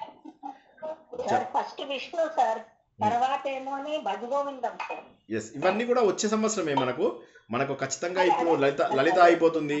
భగవద్గీత వారానికి ఒక్క క్లాసు సరిపోతుంది, 2. తర్వాత ఒకరోజు భజగోవిందము, ఒకరోజు మహాభారతము, ఒకరోజు ఋగ్వేదము, ఇంకో రోజు నాడు సులభ జ్యోతిష్యము. సులభ జ్యోతిష్యం కేవలం 5 వారాలే. సంస్కృతము లెవెల్ 3. సంస్కృతం లెవెల్ 3 ఉంది, కరెక్ట్, మర్చిపోయాను, అదొకటి. సో 6 ప్రవచనాలు మళ్ళీ మనము 10వ తారీఖు నుంచి ప్రారంభించుకుందాం. నేను నేర్చుకున్నది కాస్త మర్చిపోతాను. అందుకే మీకు స్పెషల్ బోల్డ్ అంతమంది స్టూడెంట్స్ వచ్చారు కదా, వాళ్ళకి నేర్పిస్తూ ఉండండి. మీరు అలా మర్చిపోకూడదనే స్టూడెంట్స్ని అసైన్ చేశాం. చక్కగా క్లాసెస్ చెప్తున్నారు. ఉండిపోయారా? ఇప్పుడు ఇంకా నేర్చుకుంటారు. ఇంకా నేర్చుకుందాం. చక్కగా ప్రశాంతంగా నేర్చుకుందాం. ఇదేదైనా ఆనందంగా నేర్చుకోవాలి, ప్రశాంతంగా. ఓకే, ఇంకా ఏమన్నా? ప్రాక్టీస్ చేస్తాం sir. Very good, very good, wonderful, wonderful. జై శ్రీకృష్ణ సార్. జై శ్రీకృష్ణ మేడం. సార్ గోదావరి పుష్కరాలా సార్? అవి పుష్కరాలు కాదండి, ఇది కుంభమేళ. కుంభమేళ ఏంటంటే మెయిన్ మనకు ఆయన అమృతం తీసుకెళ్తున్న సమయం లోపల అందులోంచి ఒక 4 చుక్కలు పడ్డాయని ఒక నమ్మకము. ఆ నమ్మకం ఏంటంటే నాసిక్ లోపల, సారీ, ఈ క్షిప్రా నది ఏమో ఉజ్జయిని లోపల ఉన్న క్షిప్రా నది లోపల, నాసిక్ లోపల ఉన్నటువంటి గోదావరి నదిలో, తర్వాత గంగా నది హరిద్వార్లోను, తర్వాత ఇక్కడేమో ఇప్పుడున్నదేమో గంగా యమున సరస్వతి కలిసేటటువంటి ఇక్కడ మన దీన్ని ఏమంటారు, అలహాబాద్, ప్రయాగరాజ్ త్రివేణి సంగమం అక్కడ మీకు వచ్చింది. అయితే ఈ 4 ప్లేసుల్లోకి కూడా బెస్ట్ చెప్పాలంటే ప్రయాగరాజు. అరేంజ్మెంట్స్ అవి చాలా. అందరూ కూడా తప్పకుండా వీలైన ప్రతి ఒక్కరు కూడా ప్రయాగరాజ్కి వెళ్ళండి. ఎందుకంటే మీరు భయపడాల్సిన అవసరం లేదు. 30 కోట్ల మంది వెళ్తారు. 30 కోట్లు అంటే ఎంత తెలుసా? మన ఇండియాలో 150 కోట్లు ఉన్నారు. అందులో ప్రతి 5గురిలో ఒకరు కంపల్సరీగా వెళ్తారు. అందులో ఈసారి అది 12 ఏళ్ళకు ఒకసారి వస్తుంది. మధ్య మధ్యలో అర్ధ కుంభమేళాలు కూడా జరుగుతూ ఉంటాయి. తర్వాత 144 సంవత్సరాలకు ఒకసారి మహాకుంభమేళా వస్తుంది. అది ఈసారి మహాకుంభమేళా వచ్చింది. వీలైన వారు వెళ్ళండి. అకామిడేషన్ దొరుకుతుందా సార్? 15,000 చెప్తున్నారు సార్ మామూలుగా కూడా. అంటే టెంట్స్లో తక్కువ ఉంటుంది. టెంట్స్లోనే ఉండాలి మీరు. జనరల్లీ టెంట్స్లో తక్కువ ఉంటుంది. చూడండి, టెంట్స్లో చాలా తక్కువ ఉంటుంది. దొరుకుతాయంటారా సార్? దొరుకుతాయి. అసలు మీకు అక్కడ ఎన్ని ఉన్నాయంటే మీరు అసలు ఆశ్చర్యపోతారు. అంటే అసలు మేము లాస్ట్ టైం వెళ్ళినప్పుడు భయపడ్డాం. ఎందుకంటే మా ఎక్స్పీరియన్స్ నాసిక్లోను ఉజ్జయినిలోను కొద్దిగా డిఫరెంట్గా ఉంది. ఎలా అనుకున్నాం, కానీ ప్రయాగరాజ్లో ఏంటంటే కొన్ని కిలోమీటర్ల వరకు కూడా మీకు అద్భుతమైనటువంటి అరేంజ్మెంట్స్, హైజీను, ఫుడ్డు, వాటరు, మీకు దేనికి ఇబ్బంది లేకుండా అసలు అది ఒక పెద్ద సిటీ లాగా తయారైపోయింది. ప్రయాగరాజ్ అనేది మీరు ఒక ఊరైతే ఈ కుంభమేళా జరిగేది ఇంకొక ఊరు లాగా, ఒక పెద్ద టౌన్ లాగా కట్టేశారు. మీకు అసలు ఏమీ ఇబ్బంది లేదు. వీలైన ప్రతి ఒక్కరు కాస్త ఒప్పుకున్నా వెళ్ళండి. ట్రైన్ టికెట్లు అయితే బుక్ అయ్యాయి కానీ అదే అకామిడేషన్ టెంట్లో తీసుకోండి. టెంట్స్లో తీసుకోండి. మీకు ఏమి ఇబ్బంది ఉండదు. మీకు చాలా హ్యాపీగా ఉంటారు. యాక్చువల్లీ చెప్పాలంటే టెంట్స్లోనే బాగుంటుంది. చక్కగా బాగుంటుంది. మేము సెపరేట్గా, నేను ఇంకొక ఫ్రెండ్తో కలిసి ఒక 20 days యాత్రకి 20-30 days యాత్ర సెపరేట్ది చేస్తున్నాము. అదేంటంటే ప్రదక్షిణ యాత్రలాగా వెళ్తున్నాము. అది చెప్తాలేండి, దాని డీటెయిల్స్ మళ్ళీ చెప్తాను. అది వెళ్ళి అక్కడికి వెళ్తాను. Ultimately I will go there. అయితే చాలామంది మాఘ పౌర్ణిమ టైంకి ఎక్కువ మంది వెళ్తారు. తర్వాత కూడా 7-8 ఆస్పిషియస్ డేస్ ఉన్నాయి. అందులోపల శివరాత్రి ఒకటి ఇట్లాంటివి ఉన్నాయన్నమాట. ఆ రోజులు మాఘ మాసంలో ఎక్కువ పండుగలు ఉంటాయి. మన ఇండియా మన మొత్తం 12 నెలలలోనూ మాఘమాసంలో ఎక్కువ పండుగలు ఉంటాయి. ఆ మాఘమాసంలో ఉన్న ప్రతి పండుగకు కూడా అక్కడ చాలా చక్కగా ఉంటుంది. వీలైన వాళ్ళు వెళ్ళండి. ఎవరిని బ్రోకర్లని వాళ్ళని స్వామీజీల వెంట వాళ్ళ వెంట వెళ్ళకండి. బోల్డంత డబ్బులు అవుతాయి. ప్రశాంతంగా మీరు ఒక్కరే వెళ్ళండి. హ్యాపీగా టెంట్లో స్టే చేయండి.